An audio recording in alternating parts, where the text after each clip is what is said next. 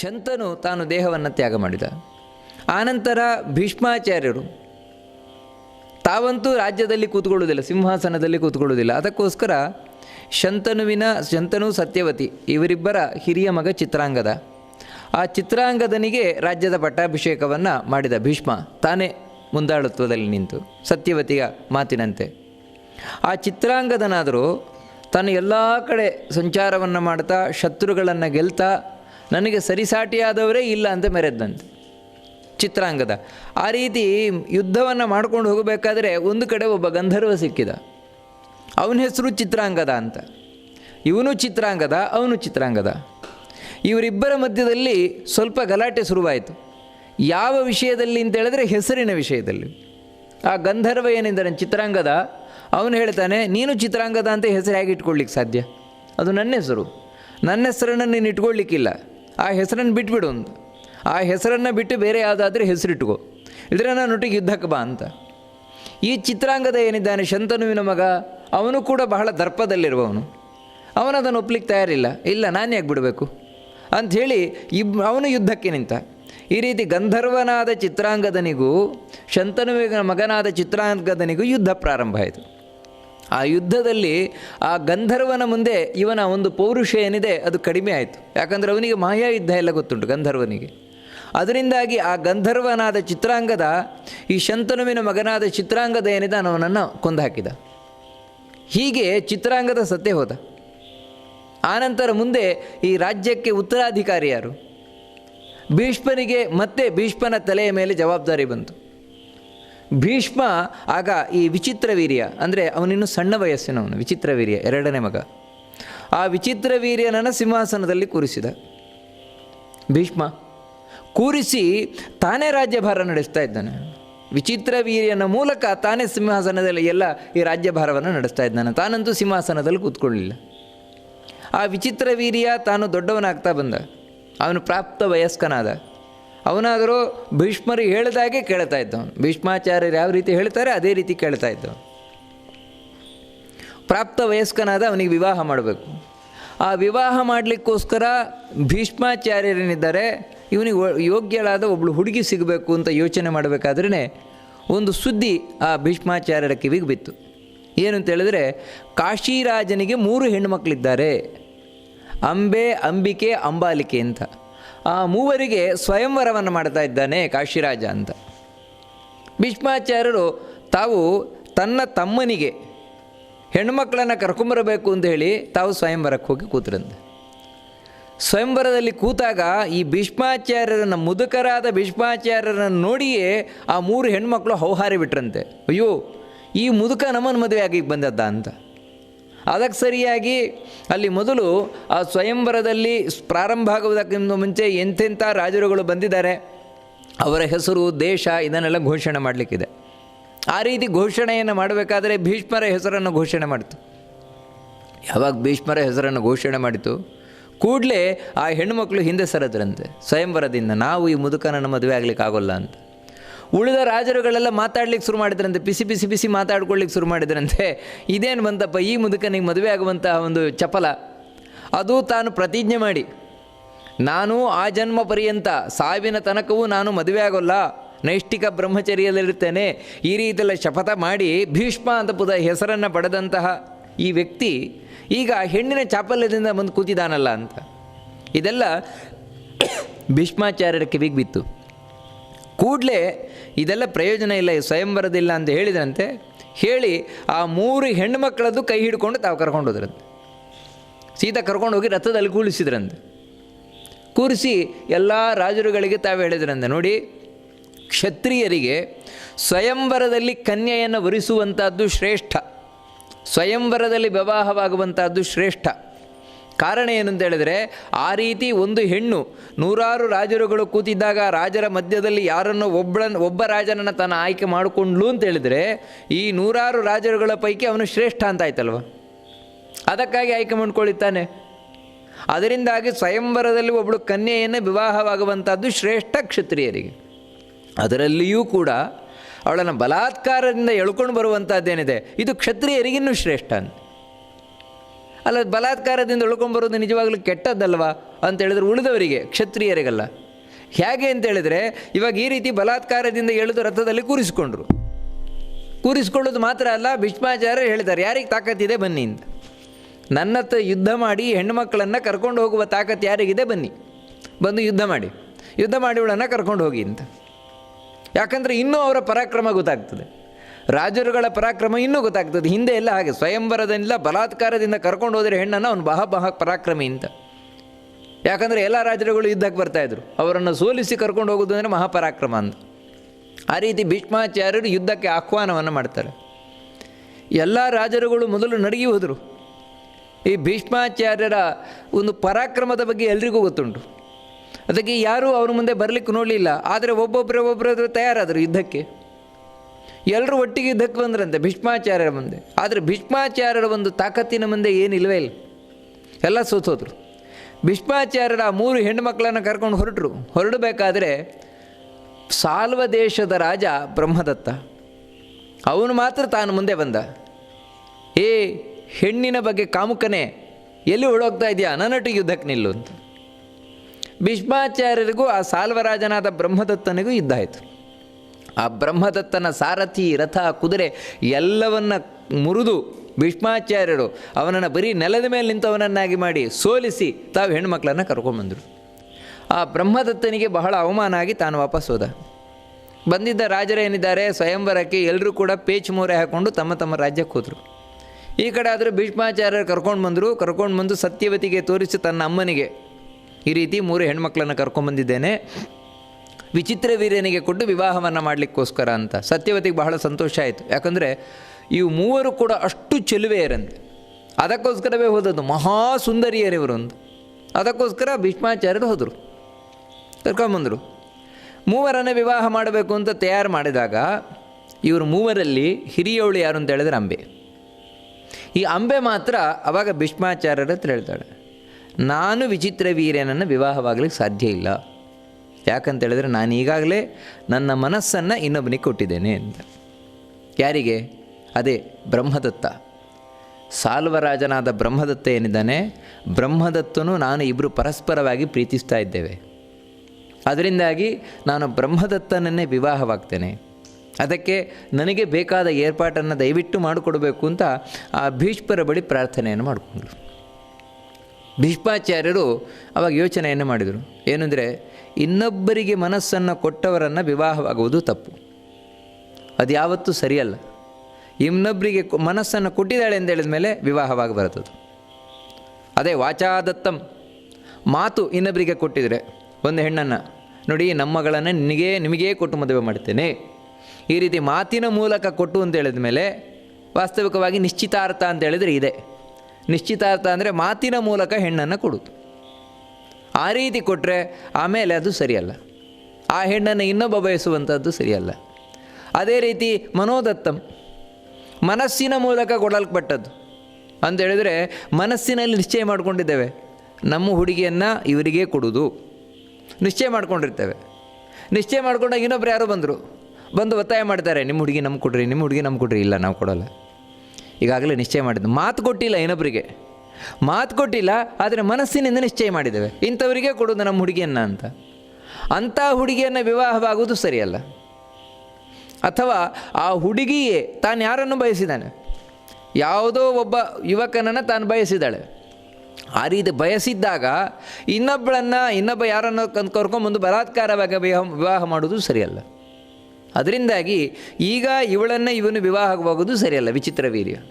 ವಿಚಿತ್ರ ವೀರ್ಯನು ಕೂಡ ಅದಕ್ಕೆ ಒಪ್ಪಲಿಲ್ಲ, ಇಲ್ಲ ಇದು ಸರಿಯಲ್ಲ ಅಂತ. ಯಾಕಂತ ಹೇಳಿದರೆ ಈ ರೀತಿ ನಾನು ವಿವಾಹವಾದೆ ಅಂತೇಳಿದರೆ ಆಗ ಅದು ಧರ್ಮಕ್ಕೆ ವಿರುದ್ಧವಾಗ್ತದೆ. ಬಲಾತ್ಕಾರದಿಂದ ಅವಳನ್ನು ವಿವಾಹವಾದಾಗ್ತದೆ, ನಾನು ತಯಾರಿಲ್ಲ ಅಂತ. ಹಾಗಿದ್ರೆ ಇನ್ನೂ ಉಳಿದ ಹೆಣ್ಣುಮಕ್ಕಳೇನಿದ್ದಾರೆ, ಅಂಬಿಕೆ, ಅಂಬಾಲಿಕೆ, ಇವರಿಬ್ಬರು ಒಪ್ಪಿದರು, ನಾವು ವಿವಾಹವಾಗ್ತೇವೆ ವಿಚಿತ್ರ ವೀರ್ಯನನ್ನು ಅಂತ. ಹಾಗೆ ಅಂಬಿಕೆ ಹಾಗೂ ಅಂಬಾಲಿಕೆ ಇವರಿಬ್ಬರನ್ನು ವಿಚಿತ್ರ ವೀರ್ಯನಿಗೆ ಕೊಟ್ಟು ವಿವಾಹವನ್ನು ಮಾಡಿಸಿದ್ರು ಭೀಷ್ಮಾಚಾರ್ಯರು. ಅಂಬೆಗೆ ಹೇಳಿದ್ರು, ನೋಡು ನಿನ್ನನ್ನು ನಾನು ಯಥೇಷ್ಟವಾಗಿ ಬಿಟ್ಟಿದ್ದೇನೆ, ಹೋಗು, ನೀನು ಯಾರ ಹತ್ರ ಹೋಗಬೇಕು ಅಂತ ಬಯಸ್ತೀಯೋ ಆ ಕಡೆ ಹೋಗು ಅಂತ ಹೇಳಿ ತಾನು ವ್ಯವಸ್ಥೆ ಮಾಡಿ ಕಳಿಸ್ಕೊಟ್ರು ಭೀಷ್ಮಾಚಾರ್ಯರು. ರಥದಲ್ಲಿ ಕಳಿಸ್ಕೊಟ್ರು ಆ ಸಾಲ್ವರಾಜನ ಹತ್ರ. ಯಾಕಂದರೆ ಅವಳು ಪ್ರೀತಿಸೋನು, ಅವಳು ಪ್ರಿಯಕರ. ಅಲ್ಲಿಗೆ ಹೋದ್ಲು, ಸಂತೋಷದಿಂದ ಹೋದ್ಲು. ಹೋಗಿ ಆ ಬ್ರಹ್ಮದತ್ತನಿಗೆ ಹೇಳ್ತಾಳೆ, ನಾನು ಬಂದಿದ್ದೇನೆ, ನಿನ್ನನ್ನು ಬಯಸಿ ಬಂದಿದ್ದೇನೆ, ಅದಕ್ಕಾಗಿ ನನ್ನನ್ನು ಸ್ವೀಕಾರ ಮಾಡು ಅಂತ. ಆದರೆ ಈಗ ಬ್ರಹ್ಮದತ್ತ ತಾನು ಬೇರೆ ಮಾತಾಡಿದ. ಮೊದಲು ಏನು ಮಾತಾಡಿದ, ನಿನ್ನನ್ನು ನಾನು ಸ್ವೀಕಾರ ಮಾಡಲಿಕ್ಕಾಗೋಲ್ಲ ಅಂತೇಳಿ. ಯಾಕಂದರೆ ನೀನಿವಾಗ ಪರರ ವಸ್ತು, ನಿನ್ನ ನಾನು ಸ್ವೀಕಾರ ಮಾಡಲಿಕ್ಕಾಗೋಲ್ಲ ಅಂತ ಹೇಳಿಬಿಟ್ಟ. ಅದಕ್ಕೆ ಅವಳು ಹೇಳ್ತಾಳೆ, ಇಲ್ಲ, ನಾನು ಭೀಷ್ಮಾಚಾರ್ಯರ ಹತ್ರ ಹೇಳಿ ಬಂದಿದ್ದೇನೆ. ಭೀಷ್ಮರಿಗೆ ಗೊತ್ತಿರಲಿಲ್ಲ, ನೀನು ನನ್ನನ್ನು ಪ್ರೀತಿಸ್ತಾ ಇರುವಂತಹ ವಿಷಯ ಭೀಷ್ಮಾಚಾರ್ಯರಿಗೆ ಗೊತ್ತಿರಲಿಲ್ಲ. ಅದಕ್ಕಾಗಿ ನನ್ನನ್ನು ಕರ್ಕೊಂಡೋದ್ರು. ನಾನಿವಾಗ ಹೇಳಿ ಭೀಷ್ಮಾಚಾರ್ಯರನ್ನು ಒಪ್ಪಿಸಿ ಅವರೇ ನನ್ನನ್ನು ಕಳಿಸ್ಕೊಟ್ಟಿದ್ದಾರೆ. ಅದಕ್ಕಾಗಿ ನನ್ನನ್ನು ಸ್ವೀಕಾರ ಮಾಡು ನೀನು ಅಂತ ಅವಳು ಮತ್ತೆ ಬೆಡ್ತಾಳೆ. ಅದಕ್ಕೆ ಆ ಬ್ರಹ್ಮದತ್ತ ಹೇಳ್ತಾನೆ, ಅದಾಗುವುದಿಲ್ಲ ಅಂತ. ಯಾಕಂತ ಹೇಳಿದರೆ, ನೀನು ರಥದಲ್ಲಿ ಕೂತಿದ್ಯಲ್ವ, ನಿನ್ನ ಕಣ್ಮುಂದೆನೇ ತಾನೇ ನನ್ನನ್ನು ಭೀಷ್ಮಾಚಾರ್ಯರು ಸೋಲಿಸಿದ್ದು. ಈ ರೀತಿ ನನ್ನನ್ನು ಸೋಲಿಸಿ ನಿನ್ನನ್ನು ಕರ್ಕೊಂಡು ಹೋಗಿದ್ದಾರೆ, ನನಗೆ ಅವಮಾನ ಮಾಡಿ ನಿನ್ನನ್ನು ಕರ್ಕೊಂಡು ಹೋಗಿದ್ದಾರೆ. ಇವತ್ತು ನೀನು ಭೀಷ್ಮರ ವಸ್ತು, ಅದಕ್ಕಾಗಿ ನಾನು ಯಾವುದೇ ಕಾರಣಕ್ಕೂ ನಿನ್ನನ್ನು ವಿವಾಹವಾಗಲಿಕ್ಕಾಗೋಲ್ಲ. ಹಾಗಾದೆ ಅಂತ ಹೇಳಿದರೆ ನಾಳೆ ನಾನು ಪ್ರಜೆಗಳಿಗೇನು ಧರ್ಮ ಹೇಳೋದು? ಯಾಕಂದರೆ ಸೋತ ಮೇಲೆ ಆ ವಸ್ತು ನಮ್ಮದಲ್ಲ, ಬೇರೆಯವ್ರ ವಸ್ತು. ಒಂದೊಮ್ಮೆ ನಾನು ಗೆದ್ದಿದ್ದೆ ಅಂತ ಹೇಳಿದ್ರೆ ಅವಾಗ ನನ್ನ ವಸ್ತು ನೀನಾಗ್ತಾ ಇದೆಯಾ. ನಾನು ಸೋತು ಬಿಟ್ಟಿದ್ದೇನೆ, ಅದಕ್ಕಾಗಿ ನೀನು ಭೀಷ್ಮರ ವಸ್ತು, ನಾನೇ ನನ್ನ ಸ್ವೀಕಾರ ಮಾಡಲಿಕ್ಕಾಗೋಲ್ಲ. ಸ್ವೀಕಾರ ಮಾಡಿದೆ ಅಂತ ಹೇಳಿದ್ರೆ ನಾನು ನಾಳೆ ಪ್ರಜೆಗಳಿಗೆ ಧರ್ಮ ಹೇಳಲಿಕ್ಕಾಗೋಲ್ಲ. ಅದಕ್ಕಾಗಿ ನೀನು ಹೋಗಿ ಎಲ್ಲರೂ ಅಂತ ಹೇಳ್ತಾರೆ. ಈಗ ಇವಳಿಗೆ ಫಜೀತಿ ಶುರುವಾಯಿತು ಅಂಬೆಗೆ. ಮತ್ತೆ ಮತ್ತೆ ಮತ್ತೆ ಮತ್ತೆ ಬೇಡ್ಕೊಳ್ತಾಳೆ ಬ್ರಹ್ಮದತ್ತನ ಹತ್ರ. ಏನು ಹೇಳಿದ್ರು ಅವನು ಮಾತ್ರ ಸ್ವೀಕಾರ ಮಾಡಲಿಕ್ಕೆ ತಯಾರೇ ಇಲ್ಲ. ಅವಳಿಗೆ ಇವಾಗ ಏನಾಗಿದೆ ಅಂತ ಹೇಳಿದರೆ, ಪ್ರೀತಿ ಪ್ರೇಮಕ್ಕಿಂತಲೂ ಕೂಡ ಇವಾಗ ತನ್ನ ಗೌರವ ಮುಖ್ಯ ಆಗಿದೆ. ಗೌರವ ಮುಖ್ಯ. ಅಷ್ಟು ಮಾತ್ರ ಅಲ್ಲ, ಇನ್ನೊಂದು ಕಡೆಯಿಂದ ಭೀಷ್ಮರ ಹೆದರಿಕೆ. ಇವತ್ತಲ್ಲ ನಾಳೆ ಏನಾದರೂ ಭೀಷ್ಮರು ಮಾಡಿಬಿಡ್ತಾರೆ, ಯಾಕಂದರೆ ಭೀಷ್ಮರನ್ನು ಎದುರಿಸುವ ತಾಕತ್ತು ನನಗಿಲ್ಲ, ಅದಕ್ಕಾಗಿ ನೀನು ಹೊರಟೋಗು ಅಂತ ಹೇಳ್ತಾಳೆ. ಮತ್ತೆ ಅಂಬೆ ಈ ಕಡೆ ಬರ್ತಾಳೆ. ಇವಾಗ ಅವಳಿಗೆ ಏನು ಮಾಡಬೇಕು ಗೊತ್ತಾಗಲಿಲ್ಲ. ಏನು ಮಾಡೋಣ, ನನ್ನ ಈ ಅವಸ್ಥೆಗೆ ಭೀಷ್ಮರೇ ಕಾರಣ. ಮತ್ತು ಭೀಷ್ಮಾಚಾರ್ಯರ ಹತ್ರ ಬಂದಳು. ಭೀಷ್ಮಾಚಾರ್ಯರ ಹತ್ರ ಬಂದು, ಈ ರೀತಿ ಬ್ರಹ್ಮದತ್ತನ ನಾನು ಸ್ವೀಕಾರ ಮಾಡ್ತಾ ಇಲ್ಲ, ಅದಕ್ಕಾಗಿ ಏನಾದರೂ ನೀನು ವ್ಯವಸ್ಥೆ ಮಾಡು ನನಗೆ ಅಂತ ಭೀಷ್ಮಾಚಾರ್ಯ ಹೇಳ್ತಾರೆ. ಭೀಷ್ಮಾಚಾರ್ಯರು, ನಾನು ನಿನ್ನನ್ನು ಬಿಟ್ಟಾಗಿದೆ, ನೀನು ಯಾವಾಗ ನಾನು ಇನ್ನೊಬ್ಬನನ್ನ ಮನಸ್ಸಿನಲ್ಲಿ ಇಟ್ಕೊಂಡಿದ್ದೇನೆ ಅಂತ ಹೇಳಿದ್ಯಾ ಆವಾಗಲೇ ನಿನ್ನನ್ನು ಬಿಟ್ಟಾಗಿದೆ, ಮತ್ತೆ ನಿನ್ನನ್ನು ಸ್ವೀಕಾರ ಮಾಡಲಿಕ್ಕಾಗೋಲ್ಲ, ನಮ್ಮ ಹುಡುಗನಿಗೆ ಮತ್ತೆ ನಿನ್ನನ್ನು ಕೊಡಲಿಕ್ಕಾಗೋಲ್ಲ, ಈ ರೀತಿ ಹೇಳ್ತಾರೆ. ಆವಾಗ ಅಂಬೆ ಹೇಳ್ತಾಳೆ, ಹುಡುಗನಿಗೆ ಆಗಿದ್ರೆ ನೀನೇ ಮದುವೆ ಮಾಡ್ಕೊ, ನನ್ನನ್ನು ನೀನೇ ಮದುವೆ ಮಾಡ್ಕೊ. ಯಾಕಂತ ಹೇಳಿದ್ರೆ ನೀನು ತಾನೇ ಗೆದ್ದು ಬಂದವನು, ಇವಾಗ ನಾನು ನಿನ್ನ ವಸ್ತು, ನಿನ್ನ ನನ್ನನ್ನು ಮದುವೆ ಆಗುವಂತ. ಭೀಷ್ಮಾಚಾರ್ಯರು ಹೇಳ್ತಾನೆ, ನಾನು ಆಗಲಿಕ್ಕಾಗಲ್ಲ, ಯಾಕಂದರೆ ನಾನು ನೈಷ್ಠಿಕ ಬ್ರಹ್ಮಚಾರ್ಯದಲ್ಲಿರೋದು, ನಾನು ನನಗೋಸ್ಕರ ನಿನ್ನನ್ನು ಕರ್ಕೊಂಬರಲೇ ಇಲ್ಲ. ಅದಕ್ಕೋಸ್ಕರ ಆ ಹೆಣ್ಣು ಮಕ್ಕಳನ್ನು ರಥದಲ್ಲಿ ಕರ್ಕೊಂಡು ಬರಬೇಕಾದರೂ ಕೂಡ ಎಂಥ ಮನಸ್ಸಿನಿಂದ ಭೀಷ್ಮಾಚಾರ್ಯರು ಕರ್ಕೊಂಬಂದಿದ್ದಾರೆ ಅಂತ ಹೇಳಿದರೆ, ಯಾವ ರೀತಿ ತಂದೆ ಮಗಳನ್ನು ಕರ್ಕೊಂಡು ಹೋಗ್ತಾರೆ, ಯಾವ ರೀತಿ ಸೊಸೆಯನ್ನು ಕರ್ಕೊಂಡು ಹೋಗ್ತಾರೆ, ಯಾವ ರೀತಿ ಅಣ್ಣ ತಂಗಿಯನ್ನು ಕರ್ಕೊಂಡು ಹೋಗ್ತಾರೆ, ಆ ಭಾವನೆಯಿಂದ ನಾನು ಕರ್ಕೊಂಬಂದಿದ್ದೇನೆ. ಬೇರೆ ಯಾವುದೇ ಭಾವನೆಯನ್ನು ನೀವು ಮೂವರನ್ನು ನಾನು ಕರ್ಕೊಂಬರಲಿಲ್ಲ. ಆ ಕಾರಣದಿಂದಾಗಿ ನಿನ್ನನ್ನು ನಾನು ಮದುವೆ ಆಗಲಿಕ್ಕೆ ಸಾಧ್ಯವೇ ಇಲ್ಲ ಅಂತ ಹೇಳ್ತಾರೆ. ಭೀಷ್ಮಾಚಾರ್ಯರು ಕಡಾಕಡಿಯಾಗಿ, ನನಗೆ ಸಾಧ್ಯ ಇಲ್ಲ ನಿನ್ನನ್ನು ವಿವಾಹವಾಗಲಿಕ್ಕೆ ಅಂತ. ಅವಳಿಲ್ಲ, ನನ್ನ ಈ ಅವಸ್ಥೆಗೆ ಕಾರಣ ನೀನು, ಅದಕ್ಕಾಗಿ ನೀನು ಮದುವೆ ಆಗಬೇಕು ಅಂತ. ನಾನು ಇಷ್ಟಿಕ ಬ್ರಹ್ಮಚಾರ್ಯದಲ್ಲೂ ನಾಗಲ್ಲ ಅಂತ. ಹೋಗು ಬ್ರಹ್ಮದತ್ತನ ತರಗು. ಅವಳಿಗೇನು ಮಾಡಬೇಕು ಗೊತ್ತಾಗಲಿಲ್ಲ. ತಾಯಿ ಮನೆಗೆ ಹೋಗೋಣ, ಇವಾಗ ಕಾಶಿ ರಾಜ್ಯಕ್ಕೆ ಹೋಗೋಲ್ಲ, ಅದಕ್ಕೆ ಮನಸ್ಸು ಒಪ್ಪಲೇ ಇಲ್ಲ. ಅಲ್ಲಿಗೆ ಹೋದರೆ ನನಗೆ ಅವಮಾನ ಖಂಡಿತವಾಗಿ ಆಗ್ತದೆ ಅಂತ. ಯಾಕಂತ ಹೇಳಿದ್ರೆ, ನಾನು ನ್ಯಾಯವಾಗಿ ಸರಿಯಾಗಿ ಮದುವೆ ಮಾಡಲ್ಪಟ್ಟಿದ್ರೆ ಈ ರೀತಿ ನನಗೆ ಅವಸ್ಥೆ ಬರ್ತಾ ಇರಲಿಲ್ಲ. ಇವಾಗ ಭೀಷ್ಮರು ನನ್ನನ್ನು ಎಳ್ಕೊಂಬಂದದ್ದು, ಬಲಾತ್ಕಾರವಾಗಿ ಕರ್ಕೊಂಬಂದದ್ದು. ನಾನಿವಾಗ ಅಲ್ಲಿಗೆ ಹೋದೆ ಅಂತ ಹೇಳಿದರೆ ನನಗೆ ಅವಮಾನ ಮಾಡೇ ಮಾಡ್ತಾರೆ, ಒಂದನೇದಾಗಿ. ಎರಡನೇದೇನು ಅಂತ ಹೇಳಿದರೆ, ನಾನು ಬರೀ ಯಾವಾಗಲೂ ದುಃಖದಲ್ಲೇ ಬದುಕಬೇಕು, ನನಗೆ ಇನ್ನೊಂದು ಮದುವೆ ಆಗಲಿಕ್ಕೆ ಆಗೋಲ್ಲ, ನನ್ನ ಅವಸ್ಥೆ ಬಹಳ ಕಷ್ಟಮಯವಾಗ್ತದೆ. ಅದಕ್ಕೋಸ್ಕರ ನಾನು ತಂದೆ ಮನೆಗೆ ಹೋಗೋಲ್ಲ ನಿಶ್ಚಯ ಮಾಡಿದ್ಲು. ಇನ್ನೆಲ್ಲಿಗೆ ಹೋಗೋದು? ಬ್ರಹ್ಮದತ್ತನ ನನ್ನ ಮನಸ್ಸಿನಲ್ಲಿ ಇಟ್ಕೊಂಡು ಬಂದದ್ದು, ಮತ್ತೆ ಬ್ರಹ್ಮದತ್ತನ ತರೋದು, ನನ್ನನ್ನು ವಿವಾಹವಾಗುವುದು ಸಾಧ್ಯವೇ ಇಲ್ಲ ಅಂತ ತಿರಸ್ಕಾರ ಮಾಡಿಬಿಟ್ಟು ಮತ್ತೆ ಭೀಷ್ಮರ ಹತ್ರ ಬಂದಳು. ಈ ರೀತಿ ಮಹಾಭಾರತ ಹೇಳುತ್ತದೆ, 6 ವರ್ಷ ಒದ್ದಾಡಿದ್ದಾಳೆ ಅಂಬೆ. ಇವಳು ಯಾರು? ಅಂಬೆ ಅಂದರೆ ಮತ್ತಾರು ಅಲ್ಲ, ಭೀಷ್ಮಾಚಾರ್ಯರ ಪತ್ನಿ. ಹೋದ ಜನ್ಮದಲ್ಲಿ ಆ ದ್ಯುನಾಮಕ ವಸು ಏನಾಗಿದ್ದ, ಇದೇ ಭೀಷ್ಮನೇ. ಅವನ ಪತ್ನಿ ವರಾಂಗಿ ಏನಿದ್ದಾಳೆ, ಅವಳೇ ಅಂಬೆ. ಅಲ್ಲಿ ವಸಿಷ್ಠರೊಳಗೆ ಕೂತು ಬ್ರಹ್ಮದೇವರು ಶಾಪ ಕೊಟ್ಟಿದ್ದಾರೆ. ಆ ಶಾಪದ ಫಲ ಇದು. ಅಲ್ಲಿ ಇವಳು ಮನುಷ್ಯಲಾಗಿ ಹುಟ್ಟಿ ಬರಲಿ, ತನ್ನ ಗಂಡನನ್ನು ವಿರೋಧ ಮಾಡಲಿ, ತನ್ನ ಗಂಡನ ಸಾವಿಗೆ ತಾನೇ ಕಾರಣವಾಗಲಿ ಅಂತ. ಈ ಎಲ್ಲ ಶಾಪಗಳು ಫಲಿಸಬೇಕು. ಅದಕ್ಕೋಸ್ಕರ ಇವಾಗ ವೇದಿಕೆ ಸಿದ್ಧವಾಗ್ತಾ ಇದೆ. ಅದಕ್ಕೋಸ್ಕರ ಇವಳು ಮೊದಲು ತಾನು ಮದುವೆ ಆಗೋಲ್ಲ ಅಂತ ಹೇಳಿದ್ದು, ಅಲ್ಲಿ ಹೋದರೆ ಅಲ್ಲಿ ಬ್ರಹ್ಮದತ್ತ ಒಪ್ಪದೇ ಇದ್ದದ್ದು, ಇಲ್ಲಿಗೆ ಬಂದರೆ ಭೀಷ್ಮಾಚಾರ್ಯ ನಾನು ಮದುವೆ ಆಗೋಲ್ಲ ಅಂತ ಹೇಳೋದು. 6 ವರ್ಷ ಈ ರೀತಿ ಒದ್ದಾಡಿದಾಳಂತೆ. ಒದ್ದಾಡಿ ಕಡೆಗೆ ತುಂಬ ಬೇಸರ ಮಾಡಿಕೊಂಡು ನಾನು ಏನು ಮಾಡೋಣ ಅಂತ ಹೇಳಿ ಒಂದು ಮಾತನ್ನು ಹೇಳ್ತಾಳೆ, ಬಹಳ ಸುಂದರವಾದ ಮಾತು. ಮಮಾಯಂ ಸ್ವಕೃತೋ ದೋಷಃ ಯೋ ಯಾಹಂ ಭೀಷ್ಮರಥಾತ್ ತದಾ ಪ್ರವೃತ್ತೇ ವೈಶಸೇ ಯುದ್ಧೇ ಸಾಲ್ವಾರ್ಥಂ ನಾಪತಂ ಪುರ ತಸ್ಯೇಯಂ ಫಲನಿರ್ವೃತ್ತಿ ಯದಾಪನ್ನಾಸ್ಮಿ ಮೂಢವತ್. ಛೇ, ಇದು ಇನ್ಯಾರದ್ದು ತಪ್ಪಲ್ಲ, ನಿಜವಾಗಲೂ ನಾನೇ ಮಾಡಿಕೊಂಡಿದ್ದು.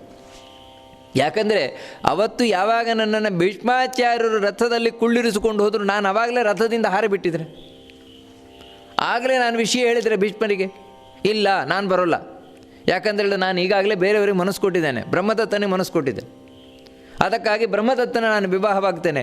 ಈ ರೀತಿ ನಾನು ಆವಾಗಲೇ ಹೇಳಿದ ಪಕ್ಷದಲ್ಲಿ ಬ್ರಹ್ಮದತ್ತನಿಗೂ ಭೀಷ್ಮನಿಗೂ ಯುದ್ಧ ನಡೀತಾ ಇರಲಿಲ್ಲ. ಯಾಕಂದರೆ ಬ್ರಹ್ಮದತ್ತ ಬಂದದ್ದು 3 ಹೆಣ್ಣುಮಕ್ಕಳಿಗಲ್ಲ, ಅಂಬೆಗೋಸ್ಕರವೇ ಬಂದದ್ದು. ಆಗಲೇ ನಾನು ಹೇಳಿಬಿಟ್ಟಿದ್ರೆ, ನಾನು ಅವಾಗ ಬಾಯಿ ಮುಚ್ಚಿ ಕೂತದ್ದೇ ನನಗೆ ಇಷ್ಟು ಇವತ್ತು ಕಷ್ಟಕ್ಕೆ ಕಾರಣ ಆಗಿಬಿಟ್ಟಿದೆ ಅಂತ ಹೇಳಿದರೆ, ಹೇಳಬೇಕಾದ ಸಂದರ್ಭದಲ್ಲಿ ಹೇಳುವ ವಿಷಯವನ್ನು ಹೇಳದೇ ಇದ್ದರೆ ಮತ್ತೆ ಎಷ್ಟು ಕಷ್ಟ ಅನುಭವಿಸಬೇಕಾಗ್ತದೆ ಅಂತ. ಅದರ ಫಲ ಇದು ಅಂತ ನನಗೆ ಕಾಣಿಸ್ತಾ ಇದೆ. ದಿಗ್ಭೀಷ್ಮಂ ದಿಕ್ಚಮೇ ಮಂದಂ ಪಿತರಂ ಮೂಢಚೇತಸಂ ಏನಾಹಂ ವೀರ್ಯಶುಲ್ಕೇತಿ ಷಣ್ಯ ಪಣ್ಯ ಸ್ತ್ರೀವದ್ ಪ್ರವೇಶಿತ. ಇರಲಿ, ನಾನೇನೋ ತಪ್ಪು ಮಾಡಿದೆ ಅಂತ ಹೇಳಿದರೆ ನನ್ನನ್ನು ಪ್ರೀತಿ ಮಾಡ್ತಾ ಇದ್ದಂತಹ ಬ್ರಹ್ಮದತ್ತನು ತಪ್ಪು ಮಾಡೋದ? ಯಾಕಂತ ಹೇಳಿದ್ರೆ ನಾನೊಬ್ಬಳು ಸ್ತ್ರೀ ಅಂದರೆ ಎಷ್ಟೊಂದರೂ ನಾಚಿಕೆ ಅಂತಿರ್ತದೆ, ಅಬಲೆ, ಈ ರೀತಿ ನಮಗೆ ನಮ್ಮದೇ ಆದ ಒಂದು ನಿರ್ಬಂಧಗಳಿರ್ತದೆ. ಅದಕ್ಕಾಗಿ ನನಗಾಗಲಿಲ್ಲ ಅಂತ ಹೇಳಿದರೆ ಬ್ರಹ್ಮದತ್ತನ ಅಂದರೆ ಹೇಳಬೇಕಾಗಿತ್ತು, ಇಲ್ಲ ಬ್ರಹ್ಮದತ್ತ ಹೇಳಲಿಲ್ಲ. ಬ್ರಹ್ಮದತ್ತನಿಗೆ ಧಿಕ್ಕಾರ ಇರಲಿ. ಯಾಕಂದರೆ ನನ್ನನ್ನು ಈ ರೀತಿ ನಡುದಾರಿಯಲ್ಲೇ ಬಿಟ್ಟಂತಹ ಬ್ರಹ್ಮದತ್ತನಿಗೆ ಧಿಕ್ಕಾರ ಇರಲಿ. ಈ ಕಡೆ ಭೀಷ್ಮರನ್ನು ನೋಡಿದರೆ ಭೀಷ್ಮರಿಗೆ ಧಿಕ್ಕಾರ ಇರಲಿ. ಯಾಕಂದರೆ ನನ್ನನ್ನು ಈ ರೀತಿ ನಡು ನೀರಿನಲ್ಲಿ ಬಿಟ್ಟದ್ದು, ಎಳ್ಕೊಂಬಂದದ್ದು, ಎಳ್ಕೊಂಡು ಬಂದಮೇಲೆ ಜವಾಬ್ದಾರಿ ಉಂಟೋ ಇಲ್ಲ, ಅವರ ವಸ್ತು ತಾನೆ, ಅದಕ್ಕೊಂದು ವ್ಯವಸ್ಥೆ ಮಾಡಬೇಕು ತಾನೆ, ಮಾಡಲೇ ಇಲ್ಲ. ನನ್ನ ತಂದೆಗೆ ಧಿಕ್ಕಾರ ಇರಲಿ ಅಂತ ಹೇಳ್ತಾಳೆ. ಇಷ್ಟಕ್ಕೂ ಕಾರಣ ನಮ್ಮಪ್ಪ. ಯಾಕಂದರೆ ನನ್ನನ್ನು ಸ್ವಯಂವರದಲ್ಲಿ ಯಾಕೆ ಇಡಬೇಕಿತ್ತು? ಯಾವುದೋ ಒಬ್ಬ ಹುಡುಗ ನೋಡಿ ಮದುವೆ ಮಾಡಿ ಕೊಡೋದಲ್ವ? ಅದು ಬಿಟ್ಟು ಸ್ವಯಂವರದಿಟ್ಟು ಯಾರು ಬೇಕೋ ಮದುವೆ ಆಗಲಿ ನಮ್ಮ ಹುಡುಗಿಯನ್ನು, ನೋಡಮ್ಮ ನಿನಗೆ ಯಾರು ಬೇಕೋ ಮದುವೆ ಆಗಲಿ. ಅದೇ ನನಗೆ ಇಷ್ಟು ಸಂಕಷ್ಟ ಬಂದದ್ದು. ನನ್ನನ್ನು ಪೇಟೆಯಲ್ಲಿ ಮಾರಲಿಕ್ಕೆ ಒಂದು ವಸ್ತು ಇಡ್ತಾರಲ್ವ, ಆ ರೀತಿ ನಮ್ಮಪ್ಪ ಇಟ್ಬಿಟ್ನಲ್ವ ಸ್ವಯಂವರದಲ್ಲಿ. ಈ ರೀತಿ ನಮ್ಮಪ್ಪನಿಗೆ ಧಿಕ್ಕಾರ ಇರಲಿ, ಈ ಭೀಷ್ಮರಿಗೆ ಧಿಕ್ಕಾರ ಇರಲಿ, ಈ ಬ್ರಹ್ಮದತ್ತನಿಗೆ ಧಿಕ್ಕಾರ ಇರಲಿ. ಸರ್ವತಃ ಭಾಗಧೇಯಾನಿ ಸ್ವಾನಿ ಪ್ರಾಪ್ನೋತಿ ಮಾನವ ಅನಯಸ್ಯಾಸ್ಯತು ಮುಖಂ ಭೀಷ್ಮೋ ಶಾಂತನವೋಮಪ್ಪ. ಏನು ಮಾಡೋಣ, ಎಲ್ಲ ಮನುಷ್ಯ ತಾನು ಮಾಡಿದ್ದೇ ತಾನು ಅನುಭವಿಸುವುದು. ಇರಲಿ, ಇವಾಗ ಇಷ್ಟೆಲ್ಲ ಆಗಿದೆಯಲ್ವ, ಇದರ ಹಿಂದೆ ಯಾರ ಪಾತ್ರ ಇದೆ? ಮುಖ್ಯ ನನ್ನ ಈ ಒಂದು ವೇದನೆಗೆ, ನನ್ನ ಈ ಒಂದು ಸಂಕಷ್ಟಕ್ಕೆ ಯಾರು ಕಾರಣ? ನೋಡಿ, ಪ್ರಾರಬ್ಧ ಯಾವ ರೀತಿ ಎಳ್ಕೊಂಡು ಹೋಗ್ತದೆ ಅಂತ ಹೇಳಿದ್ರೆ, ಇವಾಗ ಬ್ರಹ್ಮದತ್ತ ಇದ್ದಾನೆ ಒಂದು ಕಡೆಯಿಂದ, ಭೀಷ್ಮರು ಒಂದು ಕಡೆಯಿಂದಿದ್ದಾರೆ, ಅವಳಪ್ಪ ಒಂದು ಕಡೆಯಿಂದಿದ್ದಾಳೆ, ಇವಳದ್ದೇ ಪ್ರಾರಬ್ಧ ಒಂದು ಕಡೆಯಿಂದಿದೆ. ಇವಳು ಮಾಡಿದ ಅಷ್ಟರಲ್ಲೂ ಕೂಡ ಅವಳಿಗೆ ನೆನಪು ಬಂದದ್ದು ಭೀಷ್ಮರ ಮೇಲೆ. ನನ್ನ ಇಷ್ಟು ಸಂಕಷ್ಟಕ್ಕೆ ಕಾರಣ ಭೀಷ್ಮ, ನನ್ನನ್ನು ನಡುರಾರಿಯಲ್ಲಿ ಬಿಟ್ಟದ್ದು ಭೀಷ್ಮ. ಅದಕ್ಕೋಸ್ಕರ ನಾನು ಭೀಷ್ಮರಿಗೆ ಏನಾದರೂ ಮಾಡಲೇಬೇಕು. ಇಷ್ಟು ಹೋಗಿ ಕೇಳಿಕೊಂಡರೂ ಕೂಡ ತನ್ನನ್ನು ಮದುವೆಯೂ ಆಗಲಿಲ್ಲ, ಬೇರೆಯವರಿಗೆ ಮದುವೆ ಮಾಡಿಕೊಡಲಿಲ್ಲ. ಈ ರೀತಿ ನನ್ನ ಬಾಳನ್ನು ಹಾಳು ಮಾಡಿದವನು ಭೀಷ್ಮ. ಅದಕ್ಕೋಸ್ಕರ ಭೀಷ್ಮರಿಗೆ ತಕ್ಕ ಶಾಸ್ತಿ ಮಾಡಲೇಬೇಕು ನಾನು. ಈ ರೀತಿ ಲೆಕ್ಕಾಚಾರ ಮಾಡಿಕೊಂಡ್ರೂ ಕೂಡ ನಾನೇನು ಮಾಡೋಣ? ಒಬ್ಬಳು ಸ್ತ್ರೀ ಅಬಲೆ. ಅದಕ್ಕೋಸ್ಕರ ತಾನು ಏನು ಮಾಡೋಣ? ತಪಸಾವ ಯುಧಾವಾಪಿ ದುಃಖ ಹೇತು ಸಮೇಮತಃ. ನನ್ನ ದುಃಖಕ್ಕೆ ಕಾರಣವಾದ ಭೀಷ್ಮರಿಗೆ ಏನಾದರೂ ಒಂದಾ ತಪಸ್ಸಿನ ಮೂಲಕ, ಒಂದಾ ಯುದ್ಧದ ಮೂಲಕ, ಯಾವುದರ ಮೂಲಕ ನಾನು ಏನಾದರೂ ಮಾಡಲೇಬೇಕು ಅಂತ ಹಠ ತೊಟ್ಟು ತಾನು ತಿರುಗುತ್ತಾ ಋಷಿಗಳ ಆಶ್ರಮಕ್ಕೆ ಬಂದಂತೆ. ಋಷಿಗಳ ಆಶ್ರಮಕ್ಕೆ ಬಂದು ಅಳತಾ ಕೂತಿದ್ದಾಳಂತೆ ಈ ಅಂಬೆ. ಋಷಿಗಳು ಬಂದು ಕೇಳಿದರು, ಏನಮ್ಮ ಯಾಕೆ ಅಳತಾ ಇದೆಯಾ, ಏನು ಕತೆ ಅಂತ. ತನ್ನ ಜೀವನದಲ್ಲಿ ಏನು ಘಟನೆ ಆಗಿದೆ ಆ ಘಟನೆಯನ್ನೆಲ್ಲ ವಿವರಿಸಿದ್ರಂತೆ. ವಿವರಿಸಿ ಅವಳು ಹೇಳ್ತಾಳೆ, ನನಗಿಂಥ ಕಷ್ಟ ಬಂದುಬಿಟ್ಟಿದೆ, ಅದಕ್ಕೋಸ್ಕರ ನಾನು ಎಲ್ಲವನ್ನು ತೊರೆದು ಸನ್ಯಾಸಿನಿ ಆಗಬೇಕು ಅಂತ ಇಚ್ಛಿಸ್ತಾ ಇದ್ದೇನೆ. ಯಾಕೆ ನನಗೆ ಬೇಡ, ಇದೆಲ್ಲ ಏನು ಬೇಡ, ನನ್ನ ಸನ್ಯಾಸಿನಿ ಆಗಿಬಿಡ್ತೇನೆ. ಯಾಕಂದರೆ ನನ್ನ ಪಾಪದಿಂದ ನನಗೀಗಾಗ್ತಾ ಇದೆಯಲ್ವ, ಸನ್ಯಾಸಿನಿಯಾಗಿ ನಾನು ತಪಸ್ಸು ಮಾಡಿ ನನ್ನ ಪಾಪವನ್ನು ಕಳ್ಕೊಂಡು ಮುಂದೆನಾದರೂ ಒಳ್ಳೆಯದಾಗತ್ತಾ ಅಂತ ನೋಡಿದ್ದೇನೆ ಅಂತ. ಆ ಎಲ್ಲ ಋಷಿಮುನಿಗಳು ಕೂಡ ಒಟ್ಟಿಗೆ ತಾವು ಸೇರಿ ಯೋಚನೆ ಏನು ಮಾಡಿ ಹೇಳ್ತಾರೆ, ನೋಡಮ್ಮ ನೀನಿವಾಗ ಸನ್ಯಾಸಿ ಎಲ್ಲ ಆಗಲಿಕ್ಕೆ ಯೋಗ್ಯಳು, ಸನ್ಯಾಸಿನಿ ಆಗಲಿಕ್ಕೆ ಯೋಗ್ಯಳಾದವಳಲ್ಲ, ಆ ರೀತಿ ಮಾಡಬಾರ್ದು. ನಾವು ಯೋಚನೆ ಮಾಡ್ತೇವೆ, ನೀನು ಮುಂದೆ ಏನು ಮಾಡಬೇಕು ಅಂತ ಹೇಳ್ತೇವೆ. ಈ ರೀತಿ ತಾವು ಯೋಚನೆಯನ್ನು ಮಾಡ್ತಾ ಇರ್ತಾರೆ. ಯೋಚನೆಯನ್ನು ಮಾಡ್ತಾ ಇರುವಂತಹ ಸಂದರ್ಭದಲ್ಲಿಯೇ ಆ ಆಶ್ರಮಕ್ಕೆ ವಿಶೇಷವಾಗಿ ಋಷಿಗಳು ಬರ್ತಾರೆ. ಆ ಋಷಿಗಳೊಬ್ಬರು ಬರ್ತಾರೆ. ಅವರು ಬಂದು ಇವಳಿಗೆ ಸಾಂತ್ವನವನ್ನು ಮಾಡ್ತಾರೆ. ಸಾಂತ್ವನವನ್ನು ಮಾಡಿ ಹೇಳ್ತಾರೆ, ಶೈಖಾವತ್ಯ ಅಂತ ಋಷಿಗಳು. ಆ ಶೈಖಾವತ್ಯ ಋಷಿಗಳು ಬಂದು ಸಾಂತ್ವನಗೊಳಿಸ್ತಾರೆ. ಮುಂದೆ ಏನು ಮಾಡೋದು ಅಂತ ಹೇಳ್ತಾರೆ, ನೋಡಮ್ಮ ನೀನು ನಿಮ್ಮ ಅಪ್ಪನ ಮನೆಗೆ ಹೋಗೋದೇ ಒಳ್ಳೆಯದು, ತಂದೆ ಮನೆಗೆ ಹೋಗೋದೇ ಒಳ್ಳೆಯದು ಇಂಥ ಸಂದರ್ಭದಲ್ಲಿ. ಯಾಕಂತ ಹೇಳಿದ್ರೆ ನಚತೇನ್ಯ ಗತಿರ್ನ್ಯಾಯ ಭವೇದ್ ಭದ್ರೇ ಯಥಾ ಪಿತಾ ಪತಿರ್ವಾಪಿ ಗತಿರ್ನಾರ್ಯಾ ಪಿತಾ ವಾ ವರವರ್ಣಿನಿ. ನಿನಗೆ ಇನ್ಯಾರೋ ಆಶ್ರಯ ಇಲ್ಲ. ಯಾವತ್ತೂ ಒಂದು ಹೆಣ್ಮಗಳಿಗೆ ಒಂದಾ ತಂದೆ ಆಶ್ರಯ, ಇಲ್ಲ ಗಂಡ ಆಶ್ರಯ. ಅದರಲ್ಲಿಯೂ ಕೂಡ ಆ ಋಷಿಗಳೆಲ್ಲ ತೀರ್ಮಾನ ಮಾಡಿ ಹೇಳ್ತಾರೆ, ಗತಿಪತಿ ಸಮಸ್ಥಾಯ ವಿಷಮೇತು ಪಿತಾಗತಿ. ನೋಡಿ, ಯಾವತ್ತು ಚೆನ್ನಾಗಿದ್ದಾಗ ಗಂಡ ಚೆನ್ನಾಗಿದ್ದಾನೆ, ಒಳ್ಳೆ ರೀತಿಯಿಂದಿದ್ದಾನೆ, ಅಂಥ ಸಂದರ್ಭದಲ್ಲಿ ಗಂಡನೇ ಹೆಂಡತಿಗೆ ಆಶ್ರಯ. ಇಲ್ಲ ಗಂಡ ಬಿಟ್ಟು ಹೋದ, ಗಂಡ ಸತ್ತೋದ, ಮಕ್ಕಳಿಲ್ಲ, ಇಂಥ ಪರಿಸ್ಥಿತಿಯಲ್ಲಿ ಆ ಹೆಣ್ಣಿಗೆ ಯಾರ ಆಶ್ರಯ? ತಂದೆ ಮನೆಗೆ ಹೋಗುದೆ. ತಂದೆ ಮನೆಗೆ ಹೋಗೋದೇ ಅವಳಿಗೆ ಆಶ್ರಯ. ಇವಾಗ ನಿನಗಾಗಬೇಕಾದ್ರೆ ಇನ್ಯಾರೂ ಇಲ್ಲ, ಅದಕ್ಕೆ ನೀನು ತಂದೆ ಮನೆಗೆ ಹೋಗು. ಅಲ್ಲಿ ನಿನಗೆ ಮುಂದೆ ಏನು ಮಾಡೋದು ಅದೆಲ್ಲ ನಿನ್ನ ತಂದೆ ಮುಂತಾದವರು ಹೇಳ್ತಾರೆ ಅಂತ ಹೇಳ್ತಾಳೆ ಆ ಋಷಿಗಳೆಲ್ಲ. ಇವಳು ಒಪ್ಲಿಕ್ಕೆ ತಯಾರಿಲ್ಲ. ನಮ್ಮ ಅಪ್ಪನ ಮನೆಗಂತೂ ನಾನು ಹೋಗೋಲ್ಲ ಯಾವುದೇ ಕಾರಣಕ್ಕೂ. ಅಲ್ಲಿ ಹೋದರೆ ಜನ್ಮ ಪರ್ಯಂತ ನಾನು ಅವಮಾನ ಪಟ್ಕೊಂಡಿರಬೇಕು, ತಲೆ ತಗ್ಗಿಸ್ಕೊಂಡಿರಬೇಕು. ಅದು ನನ್ನ ಕೈಯಲ್ಲಿ ಸಾಧ್ಯ ಇಲ್ಲ, ಅದು ಹೋಗೋಲ್ಲ. ನಾನು ಸನ್ಯಾಸಿನೇ ಆಗಿಬಿಡ್ತೇನೆ ಅಂತ ಒಂದೇ ಅವಳು ಹಠ ತೊಟ್ಕೊಂಡು ಹೇಳ್ತಾಳೆ. ಅದಕ್ಕೆ ಹೇಳ್ತಾಳೆ, ಬೇಡಮ್ಮ ನೋಡು, ಯಾವತ್ತು ಹೆಣ್ಣುಮಕ್ಕಳು ಸನ್ಯಾಸಿಗಳಾಗೋದು ಒಳ್ಳೆಯದಲ್ಲ ಅಂತ ಹೇಳ್ತಾರೆ. ಯಾಕಂತೇಳಿದರೆ ಭದ್ರೇ ದೋಷಾ ವಿದ್ಯಂತೆ ಬಹವೋ ವರವರ್ಣಿನಿ ಆಶ್ರಮೇ ವೈ ವಸಂತ್ಯಾಸ್ತೆ ನ ಭವೇಯು ಪಿತೃಗೃಹೇ. ನೀನು ಇಂತಹ ಒಂದು ಆಶ್ರಮದಲ್ಲಿ ವಾಸ ಮಾಡ್ತೀಯ ಅಂತೇಳಿದರೆ ತುಂಬ ಕಷ್ಟ ಇದೆಯಮ್ಮ, ಅಷ್ಟು ಸುಲಭ ಇಲ್ಲ. ಯಾಕಂದರೆ ಆಶ್ರಮಗಳಲ್ಲಿ ಯಾವತ್ತೂ ಹೆಣ್ಮಕ್ಳಿರೋಲ್ಲ, ಆಶ್ರಮಗಳಲ್ಲಿ ಗಂಡಸರು ಮಾತ್ರ ಇರೋದು. ಯಾಕಂತೇಳಿದ್ರೆ ಹೆಣ್ಣುಮಕ್ಕಳಿದ್ರೆ ತುಂಬ ಕಷ್ಟ ಇರ್ತದೆ, ಗಂಡಸರಾಗಲ್ಲ. ಹೆಣ್ಣು ಮಕ್ಕಳಿಗೆ ಹೆಂಗಸರಿಗೆ ತುಂಬ ಕಷ್ಟಗಳಿರ್ತದೆ. ಅದು ಎಲ್ಲಿವರೆಗೆ ಅಂತ ಹೇಳಿದ್ರೆ ಅವರು ಹೇಳ್ತಾರೆ, ಒಂದೊಮ್ಮೆ ಇಲ್ಲಿಗೆ ರಾಜರುಗಳು ಯಾರಾದರೂ ಬರ್ತಾರೆ ಅಂತ ತಿಳ್ಕೊ, ನೀನು ಸನ್ಯಾಸಿನಿ ಆಗಿದ್ದರೂ ಕೂಡ ನಿನ್ನ ರೂಪವನ್ನು ನೋಡಿ ಅವ್ರು ಬಯಸ್ಲಿಕ್ಕೂ ಬಯಸ್ಬೋದು. ನನಗಿಳು ಬೇಕು, ನಾನು ಇವಳನ್ನು ವಿವಾಹವಾಗ್ತೇನೆ. ಇಲ್ಲ ಅಂತ ಹೇಳಿದ್ರೆ ನಾಳೆ ಬಲಾತ್ಕಾರ ಮಾಡಲಿಕ್ಕೂ ಸಾಕು. ಈ ಆಶ್ರಮಗಳೆಲ್ಲ ನಿನಗೆ ಅಷ್ಟು ಒಳ್ಳೆಯದಾದದಲ್ಲ. ಅದಕ್ಕೋಸ್ಕರ ನೀನು ತಂದೆ ಮನೆಗೆ ಹೋಗು, ತಂದೆಯ ಮನೆಯೇ ನಿನಗೆ ಅತ್ಯಂತ ಸುಖಕರವಾದದ್ದು ಅಂತ ಅವ್ರು ಮತ್ತೆ ಹೇಳ್ತಾರೆ. ಹೇಳಿದರೂ ಕೂಡ ಇವಳು ಕೇಳಲಿಕ್ಕೆ ತಯಾರಿಲ್ಲ, ನಾನು ನಮ್ಮ ಅಪ್ಪನ ಮನೆಗೆ ಹೋಗೋದಿಲ್ಲ ಅಂತ. ಅದೇ ಸಂದರ್ಭದಲ್ಲಿ ಇನ್ನೊಬ್ಬರು ರಾಜರ್ಷಿ ಬಂದರು, ಅಂದರೆ ರಾಜ, ಆದರೆ ಋಷಿಯ ರೂಪದಲ್ಲಿರು, ಹೋತ್ರವಾಹ ಅಂತ. ಆ ಹೋತ್ರವಾಹರು ಬರ್ತಾರೆ. ಬಂದಾಗ ಈ ಶೈಖಾವತ್ಯ ಋಷಿಗಳು ಮತ್ತು ಎಲ್ಲ ಋಷಿಗಳೇನಿದ್ದಾರೆ ಅವ್ರು ಕರೆದು ಸ್ವಾಗತವನ್ನು ಮಾಡಿ ಕೂಡಿಸಿ ಎಲ್ಲ ಮಾತುಕತೆ ನಡೆದ ಮೇಲೆ ಇವಳು ಕಥೆಯನ್ನು ಹೇಳ್ತಾರೆ. ನೋಡಿ ಈ ರೀತಿಯಾಗಿದೆ ಇವಳ ಕಥೆ ಅಂತ. ವಾಸ್ತವಿಕವಾಗಿ ಆ ಹೋತ್ರವಾಹ ಮತ್ತು ಯಾರೂ ಅಲ್ಲ, ಇವಳ ಅಜ್ಜನೇ. ಅಕಸ್ಮಾತಾಗಿ ಅಲ್ಲಿಗೆ ಬಂದಿದ್ದಾರೆ. ಅಜ್ಜ ಅಂತ ಹೇಳಿದ್ರೆ ಇವಳ ತಾಯಿಯ ತಂದೆ ಹೋತ್ರವಾಹರು. ಅವ್ರ ವಿಷಯವನ್ನು ಕೇಳಿ ಇವಳದ್ದು ನನ್ನ ಯಾರಲ್ಲ, ನನ್ನ ಮೊಮ್ಮಗಳಿವಳು, ನನ್ನ ಮಗಳ ಮಗಳಿವಳು. ಅದಕ್ಕೆ ಹೇಳ್ತಾರೆ, ನೋಡಮ್ಮ ನೀನೇನು ಯೋಚನೆ ಮಾಡಬೇಡ, ನಿನ್ನ ತಂದೆ ಮನೆಗೆ ಹೋಗೋದು ಬೇಡ, ಸನ್ಯಾಸಿಯೇ ಆಗೋದು ಬೇಡ, ನನ್ನ ಮನೆಗೆ ಬಾ ಅಂತ, ನನ್ನರ ಮನೆಗೆ ಬಾ, ನಾನು ನಿನ್ನನ್ನು ಮಗನಾಗೆ ನೋಡ್ಕೊಳ್ತೇನೆ, ಯಾಕಂದರೆ ನನ್ನ ಮೊಮ್ಮಗಳು ನೀನು ಅಂದ್ರೆ ಹೋತ್ರವಾಹರ ಹೇಳ್ತಾರೆ. ಇಲ್ವಾ ನಿನಗೆ ಇಷ್ಟ ಇಲ್ವಾ, ನನ್ನ ಹತ್ರ ಬರಲಿಕ್ಕೆ ನಿನಗೆ ಇಷ್ಟ ಇಲ್ವಾ? ಇನ್ನೊಂದು ಹೇಳ್ತಾನೆ, ನಿನ್ನ ಈ ಸಮಸ್ಯೆಗೆ ಪರಿಹಾರವನ್ನು ಕೊಡುವವರು ಒಬ್ಬರೇ. ಯಾರು ಅಂತ ಹೇಳಿದ್ರೆ ಪರಶುರಾಮ ದೇವರು. ಯಾಕಂತೇಳಿದರೆ ನಾನು ಹಾಗೂ ಪರಶುರಾಮ ಇಬ್ಬರು ಕೂಡ ಬಹಳ ಆತ್ಮೀಯರು ಅಂತ ಹೇಳ್ತಾರೆ ಹೋತ್ರವಾಹರು. ನಾವಿಬ್ಬರು ಬಹಳ ಆತ್ಮೀಯರಾಗಿರುವವರು. ಅದಕ್ಕೋಸ್ಕರ ನಾನು ಹೇಳಿದೆ ಅಂತ ಹೇಳಿದರೆ ಯಾವತ್ತೂ ಪರಶುರಾಮ ಇಲ್ಲ ಅಂತ ಹೇಳೋಲ್ಲ. ಅದಕ್ಕೂ ಪರಶುರಾಮ ದೇವರು ನಿನ್ನ ಈ ಇಚ್ಛೆ ಏನಿದೆ ಅದನ್ನು ಪೂರ್ಣ ಮಾಡ್ತಾರೆ.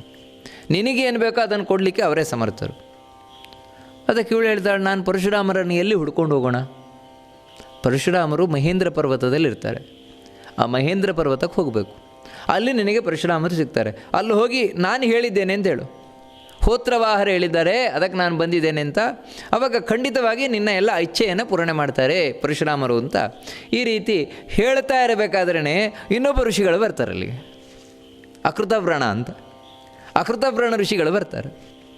ಅವರು ಬಂದಾಗ ಈ ಶೈಖಾವತ್ಯ ಹಾಗೂ ಈ ಹೋತ್ರವಾಹ ಏನಿದ್ದಾರೆ ಇವರವರನ್ನು ಸ್ವಾಗತ ಮಾಡಿ ಅಕೃತವ್ರಣರನ್ನು ಅವ್ರಿಗೆ ಕೂರಿಸಿ ಅವ್ರ ಹತ್ರ ಎಲ್ಲ ಚೆನ್ನಾಗಿ ಮಾತುಕತೆ ನಡೆಸ್ತಾರೆ. ಇವರು ಪರಶುರಾಮರ ಶಿಷ್ಯರು. ಅವರು ಯಾಕೋಸ್ಕರ ಬಂದದ್ದು ಅಂತೇಳಿದರೆ ನಾಳೆ ಪರಶುರಾಮರು ಬರ್ತಾ ಇದ್ದಾರೆ ಇಲ್ಲಿಗೆ ಅಂತ ತಿಳಿಸ್ತೀವಿ. ಈ ಆಶ್ರಮಕ್ಕೆ ಪರಶುರಾಮರು ನಾಳೆ ಬರ್ತಾ ಇದ್ದಾರೆ ಅಂತ. ಅದನ್ನು ಕೇಳಿ ಬಹಳ ಸಂತೋಷ ಆಯಿತು ಹೋತ್ರವಾಹರಿಗೆ. ಅವರ ಅಕೃತವ್ರಣರ ಹತ್ರ ಇವಳ ವಿಷಯವನ್ನೆಲ್ಲ ಹೇಳ್ತಾಳೆ, ನೋಡಿ ನಮ್ಮಮ್ಮಗಳಿಗೆ ಈ ರೀತಿ ಆಗೋಗಿದೆ, ಅದಕ್ಕೋಸ್ಕರ ಅವಳಿಗೆ ನಾಳೆ ಏನಾದರೂ ಪರಶುರಾಮ ದೇವರು ನ್ಯಾಯವನ್ನು ತಂದುಕೊಡಬೇಕು, ಒಳ್ಳೆಯ ಮಾರ್ಗವನ್ನು ತೋರಿಸಬೇಕು ಅಂತ. ಅಕೃತವ್ರಣರು ಕೇಳ್ತಾರೆ ಅಂಬೆ ಹತ್ರ, ನಿನಗಿವಾಗ ಏನಾಗಬೇಕಾಗಿದೆ? ಬ್ರಹ್ಮದತ್ತನಿಗೆ ಪರಶುರಾಮ ದೇವರು ಬುದ್ಧಿ ಕಲಿಸಬೇಕಾ ಅಥವಾ ಪರಶುರಾಮನಿಗೆ ಈ ಭೀಷ್ಮಾಚಾರ್ಯರಿಗೆ ಬುದ್ಧಿ ಕಲಿಸಬೇಕಾ? ಯಾರಿಗೂ ಆ ಬುದ್ಧಿ ಕಲಿಸಬೇಕಾಗಿದೆ? ಭೀಷ್ಮರೊಟ್ಟಿಗೆ ನಿನ್ನೆ ವಿವಾಹ ಮಾಡಿಸ್ಬೇಕಾಗಿದೆಯಾ, ಬ್ರಹ್ಮದತ್ತೊಟ್ಟನಿಗೆ ವಿವಾಹ ಮಾಡಿಸ್ಬೇಕಾಗಿದೆಯಾ, ಏನು ಮಾಡಿಸ್ಬೇಕಾಗಿದೆ ಅಂತ. ಅದಕ್ಕೆ ಅಂಬೆ ಹೇಳ್ತಾಳೆ, ಪೂಜ್ಯರೇ ನಿಮಗೇ ಗೊತ್ತು ಏನಾಗಬೇಕಾಗಿದೆ ಮುಂದೆ ಅನ್ನೋದು ನೀವೇ ತಿಳಿದವರು, ನನಗಿಂತ ಹೆಚ್ಚು ನಿಮಗೆ ಗೊತ್ತಿದೆ, ನಾನೇನು ಹೇಳುವಂಥದ್ದು, ನೀವು ಏನು ಹೇಳ್ತೀರೋ ಅದಕ್ಕೆ ನಾನು ತಯಾರಿದ್ದೇನೆ. ಅದಕ್ಕೆ ಅಕೃತವ್ರಣರು ಹೇಳ್ತಾರೆ, ಈ ವಿಷಯದಲ್ಲಿ ಸ್ವಲ್ಪ ದೋಷ ಭೀಷ್ಮರಲ್ಲೇ ಹೆಚ್ಚಿದ್ದ ಕಾಣಿಸ್ತದೆ. ಯಾಕಂತ ಹೇಳಿದರೆ ಆ ಭೀಷ್ಮಾಚಾರ್ಯರು ಇವಳನ್ನು ಕರ್ಕೊಂಡು ಬಂದದ್ರಿಂದಲೇ ಬಲಾತ್ಕಾರವಾಗಿ ಬ್ರಹ್ಮದತ್ತ ಒಪ್ಪದೇ ಇದ್ದದ್ದು. ಯಾಕಂದರೆ ಇವಳು ಪರವಸ್ತು ಅಂತ ಒಪ್ಪದೇ ಇದ್ದದ್ದು. ಅದಕ್ಕಾಗಿ ಈ ಸಮಸ್ಯೆಗೆ ಮೂಲ ಕಾರಣ ಯಾರಂದರೆ ಭೀಷ್ಮಾಚಾರ್ಯ. ಅದಕ್ಕಾಗಿ ಭೀಷ್ಮರಿಗೆ ಪರಶುರಾಮರು ಬುದ್ಧಿ ಕಲಿಸಬೇಕು ನಾಳೆ ಬಂದು, ಈ ರೀತಿ ತೀರ್ಮಾನ ಮಾಡಿಕೊಂಡ್ರು. ಮಾರನೇ ದಿನ ಭೀಷ್ಮಾಚಾರ್ಯರು ಈ ಅಕೃತವ್ರಣರು ಹೇಳಿದಾಗೆ ಪರಶುರಾಮ ತಾವು ಬರ್ತಾ ಇದ್ದಾರಂತೆ. ಪರಶುರಾಮ ದೇವರು ಅದು ಯಾವ ರೀತಿ ಬರ್ತಾ ಇದ್ದಾರೆ ಬಹಳ ಸುಂದರವಾಗಿ ವರ್ಣನೆಯನ್ನು ಮಾಡ್ತಾರೆ. ತಾವು ಒಳ್ಳೆ ಅಗ್ನಿಯ ಹಾಗೆ ಜ್ವಲಿಸಿಕೊಂಡು ಬರ್ತಾ ಇದ್ದಾರಂತೆ. ಒಂದು ಕೈಯಲ್ಲಿ ಕೊಡಲಿ, ಮತ್ತೊಂದು ಕೈಯಲ್ಲಿ ಬಿಲ್ಲು, ಮತ್ತೊಂದು ಕೈಯಲ್ಲಿ ಖಡ್ಗ, ಇದನ್ನೆಲ್ಲ ಹಿಡ್ಕೊಂಡು ಬರ್ತಾ ಇದ್ದಾರಂತೆ ಪರಶುರಾಮ ದೇವರು. ಕೆಲವು ಸಲ ಗದೆ ಹಿಡಿಯುವುದು ಉಂಟು, ಬಾಣ ಇವುಗಳನ್ನೆಲ್ಲ ಹಿಡಿಯುವುದು ಉಂಟು. ಪರಶುರಾಮ ದೇವರು ಬಂದ ಕೂಡಲೇ ಉಳಿದವರೆಲ್ಲ ಅವರಿಗೆ ಸ್ವಾಗತವನ್ನು ಮಾಡಿ ಅರ್ಘ್ಯ ಪಾದ್ಯ ಮುಂತಾದವುಗಳನ್ನು ಕೊಟ್ಟು ಅವರ ಹತ್ರ ಮಾತುಕತೆಯನ್ನು ನಡೆಸಿ ಆಮೇಲೆ ಈ ವಿಷಯವನ್ನು ಮೆಲ್ಲ ಹೋತ್ರವಾಹರು ಹೇಳ್ತಾರೆ ಪರಶುರಾಮರ ಹತ್ರ, ಪರಶುರಾಮರೇ ಈ ರೀತಿ ಆಗಿದೆ, ಅದಕ್ಕೆ ನೀವೇ ಇದಕ್ಕೆ ಏನಾದರೂ ಪರಿಹಾರವನ್ನು ಕೊಡಬೇಕು ಅಂತ. ಅದಕ್ಕೆ ಪರಶುರಾಮ ದೇವರು ಇವಳು ಮಾತನ್ನು ಕೇಳಿ ತುಂಬ ಬೇಜಾರಿನಿಂದ, ನಿನ್ನ ಜೀವನದಲ್ಲಿ ಈ ರೀತಿ ಆಗಬಾರ್ದಾಗಿತ್ತು. ಯಾಕಂದರೆ ಹೋತ್ರವಾಹರ ಮೊಮ್ಮಗಳು ಅಂತೇಳಿದರೆ ನನ್ನ ಮೊಮ್ಮಗಳೇ ಇದ್ದಾಗೆ. ಯಾಕಂದರೆ ಹೋತ್ರವಾಹರು ನನಗಷ್ಟು ಬೇಕಾದವರು. ಅದಕ್ಕಾಗಿ ನೀನೇನು ಯೋಚನೆ ಮಾಡಬೇಡ. ಭೀಷ್ಮನು ಕೂಡ ನನ್ನ ಶಿಷ್ಯ, ಬ್ರಹ್ಮದತ್ತನು ನಾನು ಹೇಳಿದಾಗೆ ಕೇಳುವವರು. ಈ ರೀತಿ ಭೀಷ್ಮ ಬ್ರಹ್ಮದತ್ತ ಇವರಿಬ್ಬರು ನನ್ನ ಕೈಯಲ್ಲೇ ಇರುವವರು. ನಾನು ಏನು ಹೇಳಿದ್ದೇನೆ ಅದು ನೀ ಇಲ್ಲ ಅಂತ ಹೇಳಲಿಕ್ಕಾಗೋಲ್ಲ ಅವರಿಗೆ. ಅದಕ್ಕಾಗಿ ನಿನಗಿವನು ಏನಾಗಿ ಮಾಡಬೇಕಾಗಿದೆ? ಬ್ರಹ್ಮದತ್ತನನ್ನು ನಾನು ಒಪ್ಪಿಸಬೇಕಾ, ಭೀಷ್ಮರನ್ನು ನಾನು ಒಪ್ಪಿಸಬೇಕಾ, ಏನು ಮಾಡಬೇಕು? ಅದಕ್ಕೆ ಇವಳಿಗೆ ಸೇಡಿರುವುದು ಇವಾಗ ಭೀಷ್ಮರ ಮೇಲೆ. ಅದಕ್ಕೆ ಅವಳಾದರೂ ಅದನ್ನು ಬಾಯ್ಬಿಡಿದೆ, ನಿಮಗೇ ಗೊತ್ತು ಪೂಜ್ಯರೇ ಸ್ವಾಮಿ, ನೀವು ಏನು ಮಾಡ್ತೀರೋ ಅದಕ್ಕೆ ನಾನು ತಯಾರಿದ್ದೇನೆ, ಸರಿ ಭೀಷ್ಮನನ್ನು ಒಪ್ಪಿಸೋಣ, ನಿನಗೆ ಭೀಷ್ಮನೊಂದಿಗೆ ವಿವಾಹ ಮಾಡಿಸ್ತೇನೆ. ಪರಶುರಾಮ ದೇವರು ಹೇಳಿದರು, ಭೀಷ್ಮರೊಟ್ಟಿಗೆ ನಿನ್ನನ್ನು ಕೂಡಿಸ್ತೇನೆ. ಒಪ್ಪಲಿಲ್ಲ ಅಂತ ಹೇಳಿದರೆ ನನ್ನ ಶಿಷ್ಯನಾದಂತಹ ಭೀಷ್ಮಾಚಾರ್ಯರು ನಾನು ಹೇಳಿದ ಮಾತನ್ನು ಕೇಳಲಿಲ್ಲ ಅಂತ ಹೇಳಿದರೆ ಯುದ್ಧ ಮಾಡಿ ಕೊಂದಾಕ್ಬಿಡ್ತೇನೆ, ನೀನೇನು ಯೋಚನೆ ಮಾಡಬೇಡ ಅಂತ ಈ ರೀತಿ ಪರಶುರಾಮ ದೇವರಿಗೆ ಹೇಳಿ ಕರ್ಕೊಂಬಂದರು. ಅಂಬೆಯನ್ನು ಮತ್ತು ಅಕೃತವ್ರಣ ಎಲ್ಲ ಶಿಷ್ಯರೇನಿದ್ದಾರೆ ಅವರೊಟ್ಟಿಗೆ ಬಂದರು. ಆ ಭೀಷ್ಮಾಚಾರ್ಯರು ಬಹಳ ಸಂತೋಷದಿಂದ ಪರಶುರಾಮ ದೇವರನ್ನು ಸ್ವಾಗತ ಮಾಡಿದರು. ಸ್ವಾಗತವನ್ನು ಮಾಡಿ ಅರ್ಘ್ಯ ಪಾದ್ಯ ಮುಂತಾದವನ್ನೆಲ್ಲ ಕೊಟ್ಟು ಹೇಳ್ತಾರೆ, ಸ್ವಾಮಿ ಯಾಕೋಸ್ಕರ ಬಂದಿದ್ದೀರಿ ನೀವು ಅಂತ ಹೇಳಿದಾಗ ಭೀಷ್ಮಾಚಾರ್ಯರು ಹೇಳ್ತಾರೆ, ನೋಡು ನೀನು ನನ್ನ ಶಿಷ್ಯ, ನನ್ನ ಹತ್ರ ನೀನು ಕಲಿತವನು ಪಾಠವನ್ನು, ಅದಕ್ಕಾಗಿ ನೀನು ಈ ರೀತಿ ಅನ್ಯಾಯ ಮಾಡಬಾರದು. ಈ ಅಂಬೆಯ ವಿಷಯದಲ್ಲಿ ನೀನು ಅಧರ್ಮವನ್ನು ಆಚರಿಸಿದ್ಯಾ, ಅವಳನ್ನು ಕರ್ಕೊಂಡು ಬಂದು ಇವಾಗ ನಡು ಬೀದಿಯಲ್ಲಿ ಬಿಟ್ಟಿದ್ಯಾ, ಅವಳನ್ನು ಇದು ಸರಿಯಲ್ಲ, ಅವಳನ್ನು ನೀನು ಸ್ವೀಕಾರ ಮಾಡಬೇಕು ಅಂತ ಹೇಳ್ತಾರೆ ಭೀಷ್ಮಾಚಾರ್ಯರು. ಅವಳನ್ನು ನೀನು ವಿವಾಹ ಆಗಬೇಕು, ಸ್ವೀಕಾರ ಮಾಡಬೇಕು ಅಂತ. ಅದಕ್ಕೆ ಭೀಷ್ಮಾಚಾರ್ಯರು ಹೇಳ್ತಾರೆ, ಇಲ್ಲ ಸಾಧ್ಯ ಇಲ್ಲ ಅಂತ, ನಾನು ಸ್ವೀಕಾರ ಮಾಡಲಿಕ್ಕೆ ಸಾಧ್ಯ ಇಲ್ಲ, ನನ್ನ ತಮ್ಮನಾದಂಥ ವಿಚಿತ್ರ ವೀರ್ಯನಿಗೆ ಇವಳನ್ನು ವಿವಾಹ ಮಾಡಿಸಿಕೊಡ್ಲಿಕ್ಕೂ ಸಾಧ್ಯ ಇಲ್ಲ. ಯಾಕಂದರೆ ಇನ್ನೊಬ್ಬನಿಗೆ ಮನಸ್ಸು ಕೊಟ್ಟವಳು ಇವಳು. ಇನ್ನೊಬ್ಬನಿಗೆ ಮನಸ್ಸು ಕೊಟ್ಟ ಮೇಲೆ ಇವಳು ಯಾವುದೇ ಕಾರಣಕ್ಕೂ ನಾಳೆ ವಿಚಿತ್ರ ವೀರ್ಯನ ಪ್ರೀತಿ ಮಾಡಲಿಕ್ಕೆ ಸಾಧ್ಯ ಇಲ್ಲ ಇವಳು. ಅದಕ್ಕಾಗಿ ನಾನೂ ವಿವಾಹವಾಗಲಾರೆ, ಯಾಕಂದರೆ ನಾನು ನೈಷ್ಠಿಕ ಬ್ರಹ್ಮಚರ್ಯದಲ್ಲಿರುವ, ನನ್ನ ತಮ್ಮನಿಗೂ ವಿವಾಹ ಮಾಡಿಕೊಡ್ಲಿಕ್ಕೆ ಸಾಧ್ಯ ಇಲ್ಲ ಅಂತ ಭೀಷ್ಮಾಚಾರ್ಯರು ಕಡಾಕಡಿಯಾಗಿ ಹೇಳಿದರು. ಇದನ್ನು ಕೇಳಿ ಪರಶುರಾಮನಿಗೆ ಸಿಟ್ಟು ಬಂದು, ನೀನು ನನ್ನ ಶಿಷ್ಯನಾಗಿ ಗುರುವಿನ ಮಾತಿಗೆ ವಿರುದ್ಧವಾಗಿ ನಡ್ಕೊಳ್ತಾ ಇದ್ಯಾ, ನೀನಿನ್ನೂ ಅಧರ್ಮವನ್ನು ಮಾಡ್ತಾ ಇದ್ಯಾ ಅಂತ ಹೇಳ್ತಾರೆ. ಯಾಕಂತ ಹೇಳಿದರೆ, ಜಾನೀಷೇ ಮಾಂ ಗುರುಂ ಭೀಷ್ಮ ನಚೇ ಮಾಂ ಪ್ರತಿಗೃಹತೆ ಸುತಾಂ ಕಾಶ್ಯಸ್ಯ ಕೌರವ್ಯ ಮತ್ಪ್ರಿಯಾರ್ಥಂ ಮಹೀಪತೆ. ನನ್ನ ಪ್ರೀತಿಗೋಸ್ಕರ, ಗುರುವಿನ ಪ್ರೀತಿಗೋಸ್ಕರ ನೀನು ಶಿಷ್ಯನಾಗಿ ನನ್ನ ಮಾತನ್ನು ಕೇಳಲ್ವಾ? ನಿನಗೆ ನನ್ನ ಪ್ರೀತಿಗಿಂತಲೂ ಕೂಡ ನಿನ್ನ ಪ್ರತಿಜ್ಞೆಯೇ ದೊಡ್ಡದಾಯ್ತಾ? ನಾನು ಪ್ರತಿಜ್ಞೆ ಮಾಡಿದ್ದೇನೆ ಮದುವೆ ಆಗೋಲ್ಲ ಅಂತ, ಅದಕ್ಕೆ ಮದುವೆ ಆಗಲ್ಲ. ನಿನ್ನ ಪ್ರತಿಜ್ಞೆಯೇ ದೊಡ್ಡದ? ಗುರುವಿಗೆ ನೀನು ಮುಖ್ಯವಾದದನ್ನು ಮಾಡುವುದು ಮುಖ್ಯ ಕರ್ತವ್ಯ, ಅದನ್ನು ಬಿಟ್ಟು ಇನ್ನೇನೋ ಮಾಡ್ತಾ ಇದೆಯಲ್ವ. ಒಂದೊಮ್ಮೆ ನನ್ನ ಮಾತನ್ನು ಕೇಳಲಿಲ್ಲ ಅಂತ ಹೇಳಿದ್ರೆ ಯುದ್ಧಕ್ಕೆ ಬಾ ನೀನು ಅಂತ ಹೇಳ್ತಾನೆ, ನನ್ನೊಟ್ಟಿಗೆ ಯುದ್ಧಕ್ಕೆ ಬಾ ಅಂತ. ನಹಿಮೇ ವಿದ್ಯತೆ ಶಾಂತಿ ಅನ್ಯಥಾ ಕುರು ಸತ್ತಮ ಗೃಹಾಣೇಮ ಮಹಾಬಾಹೋ ರಕ್ಷಸ್ವ ಕುಲಮಾತ್ಮನಃ. ನನಗೆ ಬೇರೆ ಯಾವ ರೀತಿಯಿಂದಲೂ ಖುಷಿ ಇಲ್ಲ, ನೀನು ಇವಳನ್ನು ವಿವಾಹ ಆಗಬೇಕು, ಹಾಗಿದ್ರೆ ಮಾತ್ರ ನನಗೆ ಖುಷಿ ಆಗುತ್ತೆ, ಹೇಳಿದ್ರೆ ಖುಷಿ ಆಗೋಲ್ಲ ಅಂತ ಹೇಳ್ತಾರೆ. ಅದಕ್ಕೆ ಪ್ರತಿಯಾಗಿ ಭೀಷ್ಮಾಚಾರ್ಯರು ಕೂಡ ಹೇಳ್ತಾರೆ, ಯಾವತ್ತೂ ಗುರುಗಳಾದವರು ಹೇಳಬೇಕು, ಉಪದೇಶ ಕೊಡಬೇಕು ಶಿಷ್ಯರಿಗೆ. ಏನು ಅಂದರೆ ಒಳ್ಳೆಯ ಉಪದೇಶ ಕೊಡಬೇಕು, ಧರ್ಮ ಮಾರ್ಗದಲ್ಲಿ ನಡೀರಿಯಿಂದ ಉಪದೇಶ ಕೊಡಬೇಕು. ಧರ್ಮ ಮಾರ್ಗದಲ್ಲಿ ಶಿಷ್ಯರನ್ನು ಕರ್ಕೊಂಡು ಹೋಗಬೇಕಾದದ್ದು ಗುರುಗಳ ಕರ್ತವ್ಯ. ಅದು ಬಿಟ್ಟು ಗುರುಗಳೇ ತಪ್ಪು ಮಾರ್ಗದಲ್ಲಿ ಕರ್ಕೊಂಡು ಹೋದರೆ, ಇವಾಗ ನಾನು ಏನು ಪ್ರತಿಜ್ಞೆಯನ್ನು ಮಾಡಿದ್ದೇನೆ ಆ ಪ್ರತಿಜ್ಞೆಯನ್ನು ಪಾಲಿಸು, ತಪ್ಪು ಬೇಡ ಅಂತ ಹೇಳಬೇಕಾದದ್ದು ನಿಮ್ಮ ಕರ್ತವ್ಯ. ಅದು ಬಿಟ್ಟು ನಿನ್ನ ಪ್ರತಿಜ್ಞೆಯನ್ನು ಬಿಡು, ಈ ಹುಡುಗಿಯನ್ನು ವಿವಾಹವಾಗು ಅಂತ ಹೇಳೋದು ಎಷ್ಟು ಸರಿ? ನೀವು ಗುರುಗಳಾಗಿ ಈ ರೀತಿ ಹೇಳುವುದು ತಪ್ಪು ಅಂತ ಭೀಷ್ಮಾಚಾರ್ಯ ಹೇಳ್ತಾರೆ ಪರಶುರಾಮನಿಗೆ. ಅಷ್ಟು ಮಾತ್ರ ಅಲ್ಲ, ಏನು ಹೇಳ್ತಾ ಇತ್ತು, ಗುರುತ್ವಂ ತ್ವಯಿ ಸಂಪ್ರೇಕ್ಷ ಜಾಮದಜ್ಞ ಪುರಾತನಂ ಪ್ರಸಾದಯೇ ತ್ವಾಂ ಭಗವನ್ ತ್ಯಕ್ತ್ವೇಷಾತು ಪುರಾಮಂ. ನಾನು ಇಲ್ಲಿಯವರೆಗೆ ನಿಮ್ಮನ್ನು ಕಾಡಿದೆ, ಬೇಡಿದೆ, ನಿಮಗೆ ನಮಸ್ಕಾರ ಮಾಡಿದೆ. ಯಾಕೆ ಅಂತ ಹೇಳಿದ್ರೆ ಗುರುಗಳು ಅಂಥೇಳಿ.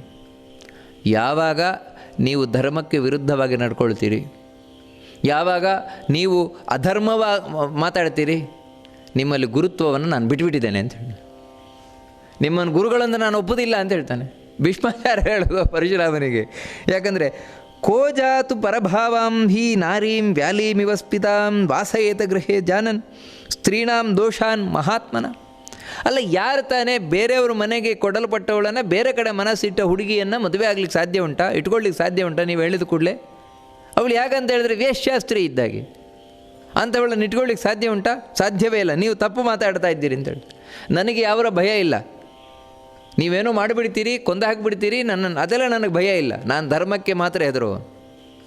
ಅದರಿಂದಾಗಿ ಈಗ ನೀವು ಹೇಳ್ತಾ ಇರುವುದು ಅಧರ್ಮ, ಅದನ್ನು ಆಚರಿಸ್ಲಿಕ್ಕೆ ಸಾಧ್ಯವೇ ಇಲ್ಲ ಅಂಥೇಳಿ ಒಂದು ಮಾತನ್ನು ಹೇಳ್ತಾರೆ. ಏನು ಅಂತ ಹೇಳಿದ್ರೆ, ಗುರೋರಪ್ಯವಲಿಪ್ತಸ್ಯ ಕಾರ್ಯಕಾರ್ಯ ಮಜಾನತಃ ಉತ್ಪತಂ ಪ್ರತಿಪನ್ನಸ್ಯ ಕಾರ್ಯಾಂ ಭವತಿ ಶಾಸನಂ. ಯಾವತ್ತು ಶಿಷ್ಯನಿಗೆ ಗುರುಗಳು ಮಾತ್ರ ಶಿಕ್ಷಣ ಕೊಡುವುದಲ್ಲ, ಶಾಸನ ಮಾಡುವುದಲ್ಲ, ಏ ಶಿಷ್ಯ ಹಾಗೆ ಮಾಡು ಹೀಗೆ ಮಾಡು ಅಂತ ಹೇಳುವುದಲ್ಲ, ಗುರುಗಳಿಗೂ ಶಿಷ್ಯ ಶಾಸನ ಮಾಡಬೇಕು ಅಂತೇಳಿ. ಯಾವ ಗುರುಗಳಿಗೆ ಗುರೋರಪಿ ಅವಲಿಪ್ತಸ್ಯ, ಯಾವ ಗುರು ತಾನು ಪಾಪಿಯಾಗಿದ್ದಾನೆ, ಇದನ್ನು ಮಾಡಬೇಕು ಇದನ್ನು ಮಾಡಬಾರದು ಅಂತ ಗೊತ್ತಿಲ್ಲ, ಅಂತಹ ಗುರುಗಳಿಗೆ ಶಿಷ್ಯನು ಕೂಡ ತಾನು ಹೇಳಬೇಕು, ನೀವು ಮಾಡ್ತಾ ಇರೋದು ತಪ್ಪು. ಇದನ್ನು ಮಧ್ವಾಚಾರ್ಯರು ಒಂದು ಕಡೆ ಹೇಳ್ತಾರೆ. ಏನಂತ ಹೇಳಿದ್ರೆ, ಒಂದೊಮ್ಮೆ ಗುರುಗಳು ತಪ್ಪು ಮಾಡಿದರೂ ಕೂಡ ಶಿಷ್ಯ ಹೇಳಬೇಕು ಅಂತ. ಆದರೆ ಇಷ್ಟೇ ವ್ಯತ್ಯಾಸ, ಒಂದೊಮ್ಮೆ ಶಿಷ್ಯ ತಪ್ಪು ಮಾಡಿದರೆ ಗುರುಗಳು ಹೊಡೆದು ಬುದ್ಧಿ ಕಲಿಸ್ಬೋದಂತ, ಆದರೆ ಗುರುಗಳು ತಪ್ಪು ಮಾಡಿದರೆ ಶಿಷ್ಯ ಹೊಡಿಲಿಕ್ಕಿಲ್ಲ ಅಂತ. ಗುರುಗಳಿಗೆ ಹೊಡಿಲಿಕ್ಕೆ ಇಲ್ಲ. ಮತ್ತೇನಂತ ಹೇಳಿದ್ರೆ ಅವ್ರಿಗೆ ಬಾಯಲ್ಲಿ ಹೇಳಬೇಕು, ನೀವು ಮಾಡ್ತಾ ಇರುವುದು ತಪ್ಪು, ಸರಿಯಲ್ಲ, ಆ ರೀತಿ. ಅದರಿಂದಾಗಿ ನೀವು ತಪ್ಪು ಮಾಡ್ತಾ ಇದ್ದೀರಿ, ನಾನು ನಿಮ್ಮ ಮಾತನ್ನು ಕೇಳಲಿಕ್ಕೆ ಸಿದ್ಧವೇ ಇಲ್ಲ ಭೀಷ್ಮಾಚಾರ್ಯ ಹೇಳಿದರು. ಅದನ್ನು ಕೇಳಿ ಪರಶುರಾಮನಿಗೆ ಸಿಟ್ಟು ಬಂತಂದೆ. ನಾನು ಗುರುವಾಗಿ ನನಗೆ ವಿರುದ್ಧವಾಗಿ ಮಾತಾಡ್ತಾ ಇದ್ದೀಯಾ, ಹಾಗಿದ್ರೆ ಯುದ್ಧಕ್ಕೆ ಬಾ, ನಿನಗೆ ಇವತ್ತೇ ಮುಗಿಸಿಬಿಡ್ತೇನೆ ಎಂದು ಪರಶುರಾಮ್ ಹೇಳಿದ ಕೂಡಲೇ ಭೀಷ್ಮಾಚಾರ್ಯರು, ಆಯಿತು ಯುದ್ಧಕ್ಕೆ ನಾನು ಸಿದ್ಧ ಇದ್ದೇನೆ, ಯಾಕಂದರೆ ನಾನೇನು ಹೆದರುವವನಲ್ಲ. ಅದಕ್ಕೆ ಪರಶುರಾಮತರ, ಆಯಿತು ಯುದ್ಧಕ್ಕೆ ಸಿದ್ಧ ಇದ್ರೆ ಬಾ, ಕುರುಕ್ಷೇತ್ರಕ್ಕೆ ಹೋಗೋಣ. ಕುರುಕ್ಷೇತ್ರದಲ್ಲಿ ಇಬ್ಬರು ಯುದ್ಧ ಮಾಡ್ಕೊಳ್ಳೋಣ. ಗುರು ಶಿಷ್ಯರಿಬ್ಬರು ಯುದ್ಧಕ್ಕೆ ಸಿದ್ಧರಾಗಿಬಿಟ್ಟಿದ್ದಾರೆ. ಸರಿ, ನಾನು ಬರ್ತೇನೆ ಅಂತ ಭೀಷ್ಮಾಚಾರ್ಯ ಪರಶುರಾಮದೇವರು ಕುರುಕ್ಷೇತ್ರಕ್ಕೆ ಹೋದರು. ಈ ಕಡೆಯಿಂದ ಭೀಷ್ಮಾಚಾರ್ಯರು ಹೊರಟರು, ಅಮ್ಮನಿಗೆ ಬಂದು ನಮಸ್ಕಾರ ಮಾಡಿದರು ಸತ್ಯವತಿಗೆ. ನಮಸ್ಕಾರ ಮಾಡಿ, ಅಮ್ಮ ನಾನು ಹೊರಟಿದ್ದೇನೆ ಅಂತ. ಸತ್ಯವತಿ ಆಶೀರ್ವಾದ ಮಾಡಿ ಕಳಿಸ್ಕೊಟ್ಲಂದನು. ಆಶೀರ್ವಾದ ಮಾಡಿ ಬ್ರಾಹ್ಮಣರನ್ನು ಕರೆಸಿ ಪುಣ್ಯಾಹವಾಚನ ಎಲ್ಲ ಮಾಡಿಸಿ ಬ್ರಾಹ್ಮಣರಿಂದ ಆಶೀರ್ವಾದ ಕೊಡಿಸಿ ಕಳಿಸಿಕೊಟ್ಲಂದು. ಹೋಗಿದ್ದು, ಯಾಕಂದರೆ ಧರ್ಮ ಮಾರ್ಗದಲ್ಲಿದ್ದ. ಪರಶುರಾಮ ದೇವರು ತಾವು ಹೋದರು, ಕುರುಕ್ಷೇತ್ರದಲ್ಲಿ ತಯಾರಾಗಿ ನಿಂತರು. ಈ ಕಡೆ ಭೀಷ್ಮಾಚಾರ್ಯರು ರಥವನ್ನು ಏರಿ ಬಂದರು, ತಯಾರಾಗಿ ನಿಂತರು. ನಿಂತಾಗ ರಥದಲ್ಲಿ ಕೂತಿದ್ದಾರೆ ಭೀಷ್ಮಾಚಾರ್ಯರು ಪರಶುರಾಮ ದೇವರ ನೆಲದಲ್ಲೇ ಇದ್ದಾರೆ. ಅದಕ್ಕೆ ನೋಡಿ, ಗುರು ಶಿಷ್ಯರದೊಂದು ಯುದ್ಧ ಎಷ್ಟು ಚೆಂದ ಇದೆ ಅಂತ ಹೇಳಿದ್ರೆ ಇಬ್ಬರು ಗಲಾಟೆ ಮಾಡಿಕೊಳ್ತಾರೆ. ಆದರೆ ಗಲಾಟೆ ಮಾಡೋದ್ರಲ್ಲೂ ಪ್ರೀತಿ ಇದೆ ಇವರಿಬ್ಬರಲ್ಲೂ ಕೂಡ. ಅದಕ್ಕೆ ಭೀಷ್ಮಾಚಾರ್ಯರು ತಮಾಷೆ ಮಾಡ್ತಾರೆ ಪರಶುರಾಮ ದೇವರಿಗೆ. ಏನಂತ ಹೇಳಿದರೆ, ನಾನು ರಥದಲ್ಲಿರುವವರೊಟ್ಟಿಗೆ ಮಾತ್ರ ಯುದ್ಧ ಮಾಡೋದು, ಈ ರೀತಿ ನೆಲದ ಮೇಲೆಲ್ಲ ನಂತರ ನಾನು ಯುದ್ಧ ಮಾಡೋಲ್ಲ ಅಂತ ಹೇಳ್ತಾರೆ ಭೀಷ್ಮಾಚಾರ್ಯರು ಪರಶುರಾಮ ದೇವರಿಗೆ. ಅದಕ್ಕೆ ಪರಶುರಾಮ ದೇವರು ಹೇಳ್ತಾರೆ, ನಾನು ನೆಲದಲ್ಲಿ ನಿಂತಿದ್ದು ಅಂತ ಯಾರು ಹೇಳಿದ್ದು? ನಿನಗೆ ಕಣ್ಣು ಕಾಣಿಸ್ತಾ ಇಲ್ಲ ಸರಿಯಾಗಿ. ನಾನು ನೆಲದ ಮೇಲೆ ನಿಂತಿಲ್ಲ, ಮತ್ತು ರಥದಲ್ಲೇ ನಿಂತಿರೋದು ಅಂತ. ರಥೋಮೇ ಮೇದಿನಿ ವೀರ, ನನಗೆ ಈ ಭೂಮಿಯ ರಥ ಅಂತ ಹೇಳ್ತಾರೆ. ನನ್ನ ಪಾಲಿಗೆ ಭೂಮಿಯ ರಥ. ಮತ್ತು ವಾಹ ವೇದ ಸಮಶ್ವವತ್, ಕುದುರೆಗಳು ಯಾವುದು ಗೊತ್ತುಂಟ? 7 ಕುದುರೆಗಳು. ವೇದಗಳಲ್ಲಿರುವಂತಹ 7 ಛಂದಸ್ಸುಗಳೇನಿದೆ ಅದೇ ಕುದುರೆಗಳು ನನಗೆ. ಇನ್ನು ಸಾರಥಿ ಯಾರು? ನಿಮಗೆ ಸಾರಥಿ ಬೇಕಲ್ಲ, ಅದಕ್ಕೆ ಹೇಳ್ತಾರೆ ಸೂತಶ್ಚ ಮಾತರೇಶ್ವಾವೈ, ವಾಯುದೇವರೇ ನನಗೆ ಸಾರಥಿ. ವಾಯುದೇವನೇ ನನಗೆ ಸಾರಥಿ, ಭೂಮಿಯೇ ನನಗೆ ರಥ, ಕವಚಂ ವೇದ ಮಾತರಃ. ಮತ್ತು ಕವಚ ಬೇಕಲ್ವಾ? ಕವಚ, ಯಾಕಂದರೆ ಯುದ್ಧಕ್ಕೆ ಕವಚ ತೊಟ್ಟು ಬರಬೇಕು. ಕವಚ ಯಾವುದು ಅಂತ ಹೇಳಿದರೆ, ಆ ವೇದದ ಅಭಿಮಾನಿ ದೇವತೆಗಳೇನಿದ್ದಾರೆ ಅವರೇ ನನಗೆ ಕವಚ. ಇಷ್ಟು ಇದ್ದ ಮೇಲೆ ನನಗೆ ಯಾರು ಬರೋರಿದ್ದಾರೆ, ಏನು ಮಾಡೋರಿದ್ದಾರೆ ಅಂತ ಈ ರೀತಿ ಹೇಳಿದ್ದೇ ತಡ ದಿವ್ಯವಾದ ರಥ ತಯಾರಾಗಿ ನಿಂತಂದನು ಪರಶುರಾಮನಿಗೆ. ಎಂಥ ರಥ ಅದು ಅಂದರೆ ಒಳಗೆ ಒಂದು ಪಟ್ಟಣ ಇದ್ದಾಗಿದೆ ಅಂಥ ರಥ, ದಿವ್ಯವಾದ ರಥ. ಅದನ್ನು ಏರಿ ಪರಶುರಾಮ ದೇವರು ಕೂತರಂತೆ.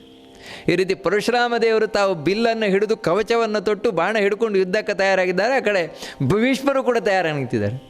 ಇವರಿಬ್ಬರು ಯುದ್ಧಕ್ಕೆ ನಿಂತಾಗ ತಲೆಬಿಸಿಯಾದದ್ದು ಗಂಗೆಗೆ, ಅಮ್ಮನಿಗೆ, ಭೀಷ್ಮರ ಅಮ್ಮನಿಗೆ. ಕೂಡಲೇ ಬಂದಂತೆ ಅವಳು ಬಂದು ಭೀಷ್ಮರ ಹತ್ರ ಹೇಳಿದ್ರಂತೆ, ಏನು ಮಗನೇ ಗುರುಗಳ ಹತ್ರ ಇದ್ದಕ್ಕೆ ನಿಂತಿದೆಯಲ್ವ?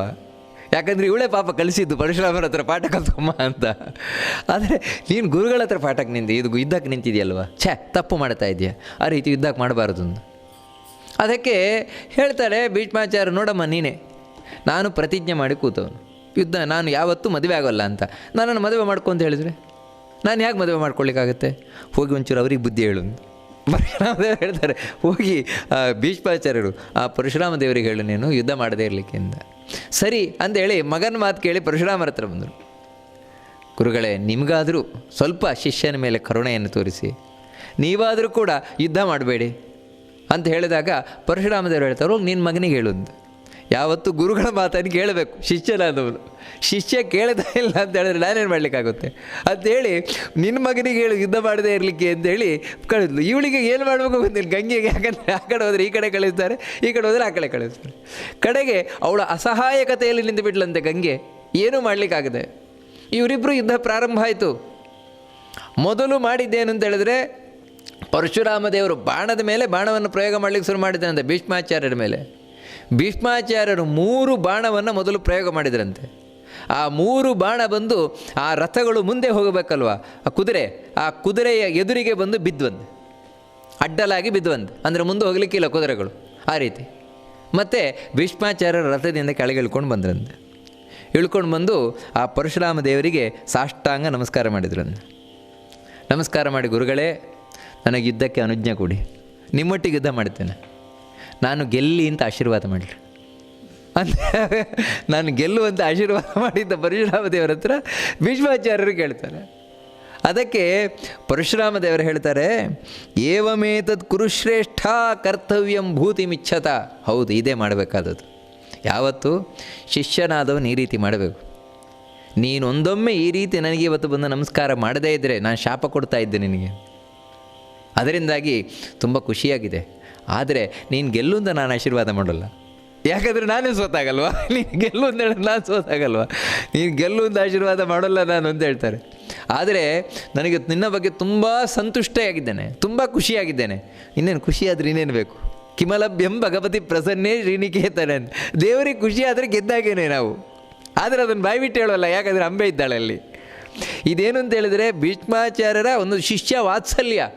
ಈ ಇಡೀ ಕಥೆ ತೋರಿಸುವುದೇನಂತ ಹೇಳಿದರೆ ಭೀಷ್ಮಾಚಾರ್ಯರ ಬಗ್ಗೆ ಪರಶುರಾಮ ದೇವರಿಗೆ ಎಂಥ ಒಂದು ಶಿಷ್ಯ ವಾತ್ಸಲ್ಯ ಇತ್ತು, ಎಂಥ ಭಕ್ತ. ಯಾಕಂದರೆ ಭೀಷ್ಮಾಚಾರ್ಯರು ಬರೀ ಶಿಷ್ಯ ಮಾತ್ರ ಅಲ್ಲ, ಮಹಾಭಕ್ತ, ದೊಡ್ಡ ಭಕ್ತ ದೇವರದ್ದು. ಅದಕ್ಕೆ ಭಕ್ತರ ಬಗ್ಗೆ ಏನೊಂದು ಪ್ರೀತಿಯನ್ನು ತೋರಿಸ್ತಾನೆ ಭಗವಂತ ಅನ್ನೋದನ್ನು ಈ ಕಥೆ ಬಹಳ ಸುಂದರವಾಗಿ ತಿಳಿಸ್ಕೊಂಡು ಹೋಗ್ತದೆ. ಆನಂತರ ಯುದ್ಧ ಪ್ರಾರಂಭ ಆಯಿತು ಪರಶುರಾಮ ದೇವರಿಗೂ ಭೀಷ್ಮಾಚಾರ್ಯರಿಗೂ.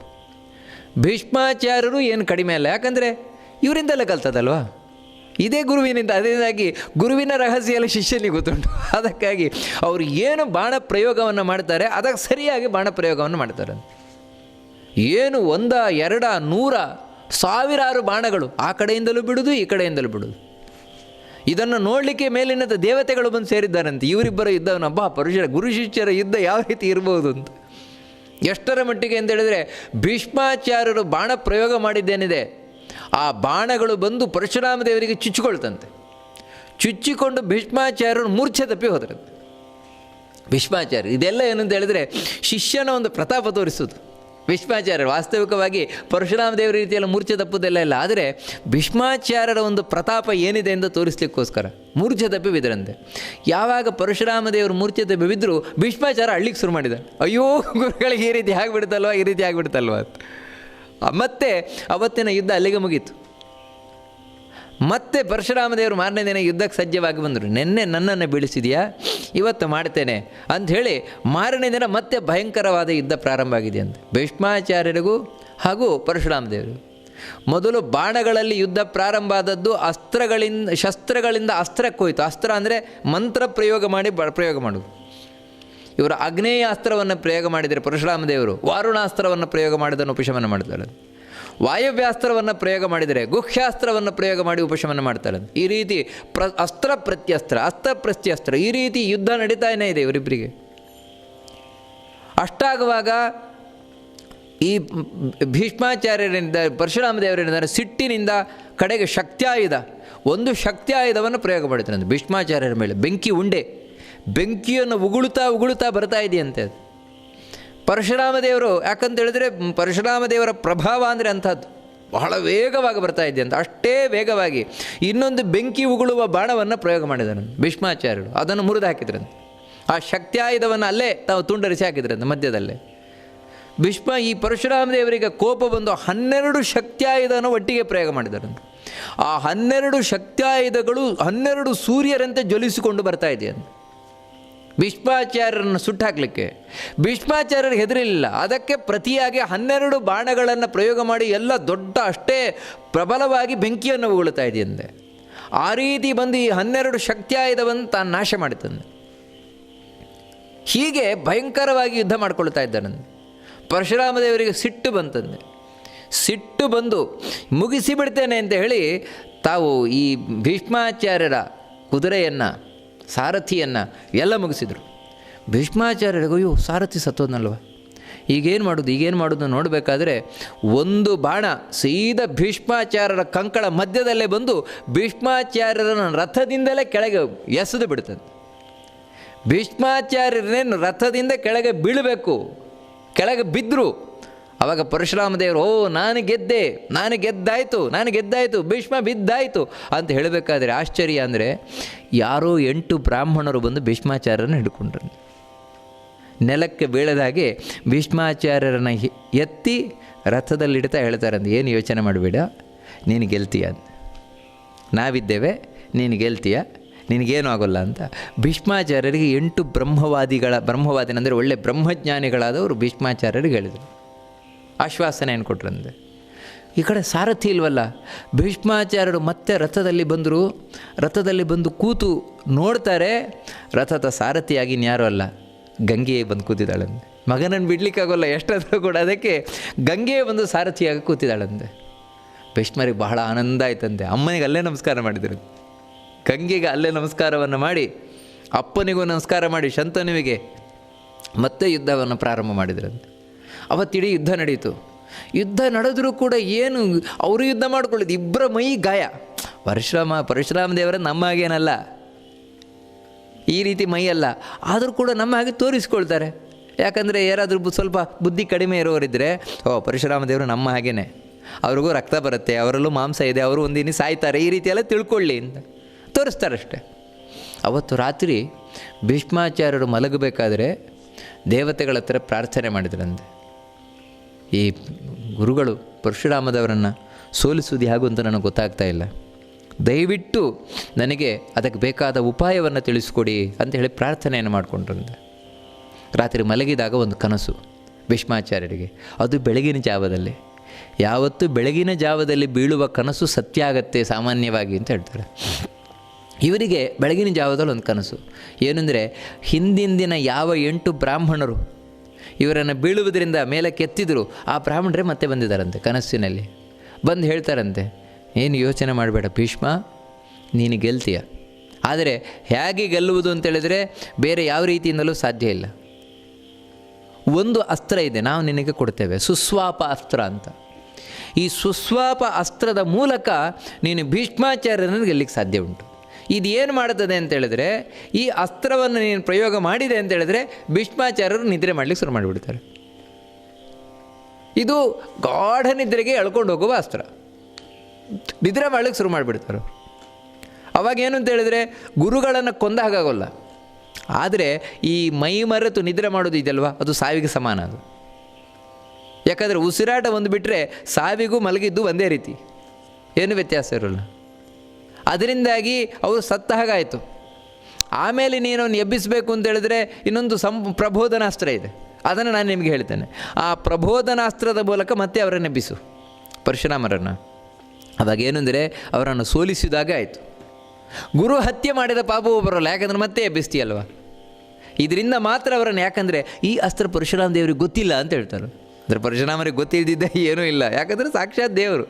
ಹಾಗಿದ್ರೂ ಕೂಡ ಹೇಳೋದು ಅವ್ರಿಗೆ ಗೊತ್ತಿಲ್ಲ, ಅದಕ್ಕೆ ನಿನಗೆ ಮಾತ್ರ ಗೊತ್ತಿದೆ, ನಿನಗೆ ಇದನ್ನು ಹೇಳಿದ್ದೇವೆ. ಈ ರೀತಿ ಕನಸು ಬಿತ್ತು. ಮಾರನೇ ದಿನ ಎಚ್ಚರ ಆದಾಗ ಅವರಿಗೆ ಆ ಅಸ್ತ್ರವನ್ನು ಉಪದೇಶ ಮಾಡಿದ ನೆನಪಿದೆ. ಅವತ್ತಿನ ದಿನ ಇವತ್ತು ನಾನು ಆ ಸುಸ್ವಾಪ ಅಸ್ತ್ರವನ್ನು ಪ್ರಯೋಗ ಮಾಡಿ ಪರಶುರಾಮ ದೇವರನ್ನು ಸೋಲಿಸ್ತೇನೆ ಅಂತ ಹೇಳಿ ಭೀಷ್ಮಾಚಾರ್ಯರು ಲೆಕ್ಕಾಚಾರ ಮಾಡಿದರು.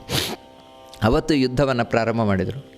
ಯುದ್ಧ ನಡೀತಾ ಇದೆ. ಯುದ್ಧದಲ್ಲಿ ಪರಶುರಾಮ ದೇವರು ಇನ್ಯಾವ ರೀತಿಯಿಂದಲೂ ಸೋಲಿಸ್ಲಿಕ್ಕೆ ಸಾಧ್ಯ ಇಲ್ಲ ಅಂಥೇಳಿ ಬ್ರಹ್ಮಾಸ್ತ್ರವನ್ನು ಪ್ರಯೋಗ ಮಾಡಿದ್ರಂತೆ ಭೀಷ್ಮಾಚಾರ್ಯರ ಮೇಲೆ. ಬ್ರಹ್ಮಾಸ್ತ್ರವನ್ನು ಪರಶುರಾಮ ದೇವರು. ಭೀಷ್ಮಾಚಾರ್ಯರನ್ನು ಕಡಿಮೆ ಅಲ್ಲ, ನಾನು ಏನು ಕಡಿಮೆ ಅಂತೇಳಿ ಇವರು ಒಂದು ಬ್ರಹ್ಮಾಸ್ತ್ರವನ್ನು ಪ್ರಯೋಗ ಮಾಡಿದರು.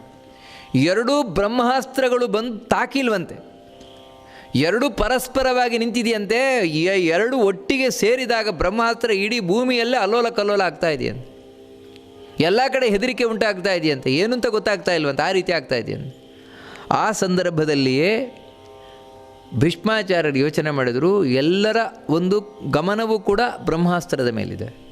ಈಗ ನಾನು ಸುಸ್ವಾಪ ಅಸ್ತ್ರವನ್ನು ಪ್ರಯೋಗ ಮಾಡ್ತೇನೆ.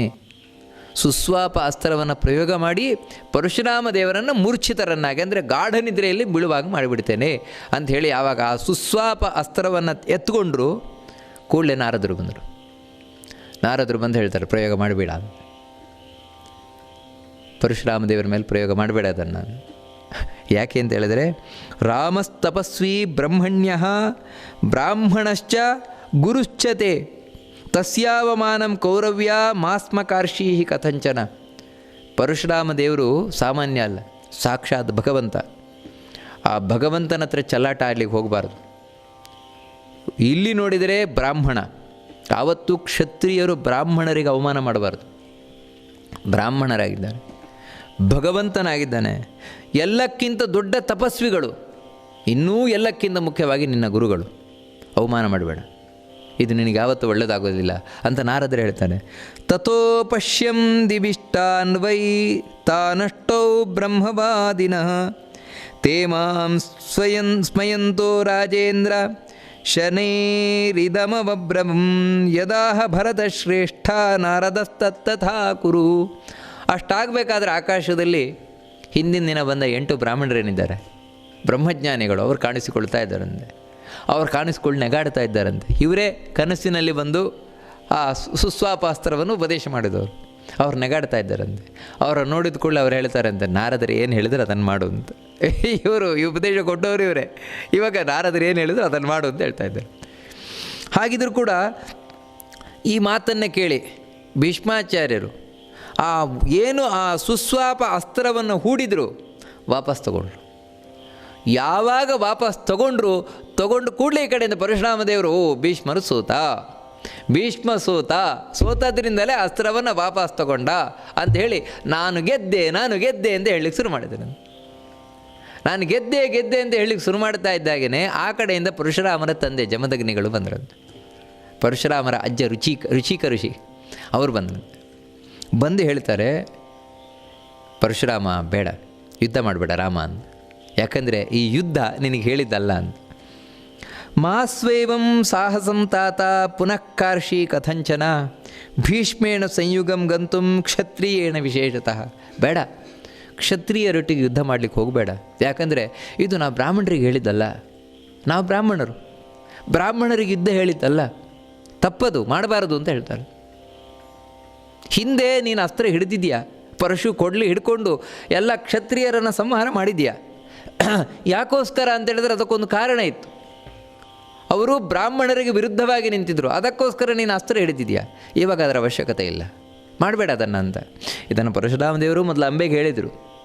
ಅಂಬೆ ಬಂದು ಹೇಳಿದಾಗಲೇ ನೀನು ಪರಶುರಾಮ ದೇವರನ್ನು ಕೊಲ್ಲಬೇಕು, ಭೀಷ್ಮರನ್ನು ಕೊಲ್ಲಬೇಕು ಅಂತ ಹೇಳಿದಾಗ ಪರಶುರಾಮ ದೇವರು ಹೇಳಿದರು, ಇಲ್ಲ, ನಾನು ಅಸ್ತ್ರಗಳನ್ನೆಲ್ಲ ಬಿಟ್ಟುಬಿಟ್ಟಿದ್ದೇನೆ ಅಂತ, ಯುದ್ಧ ಮಾಡೋಲ್ಲ ಅಂತ.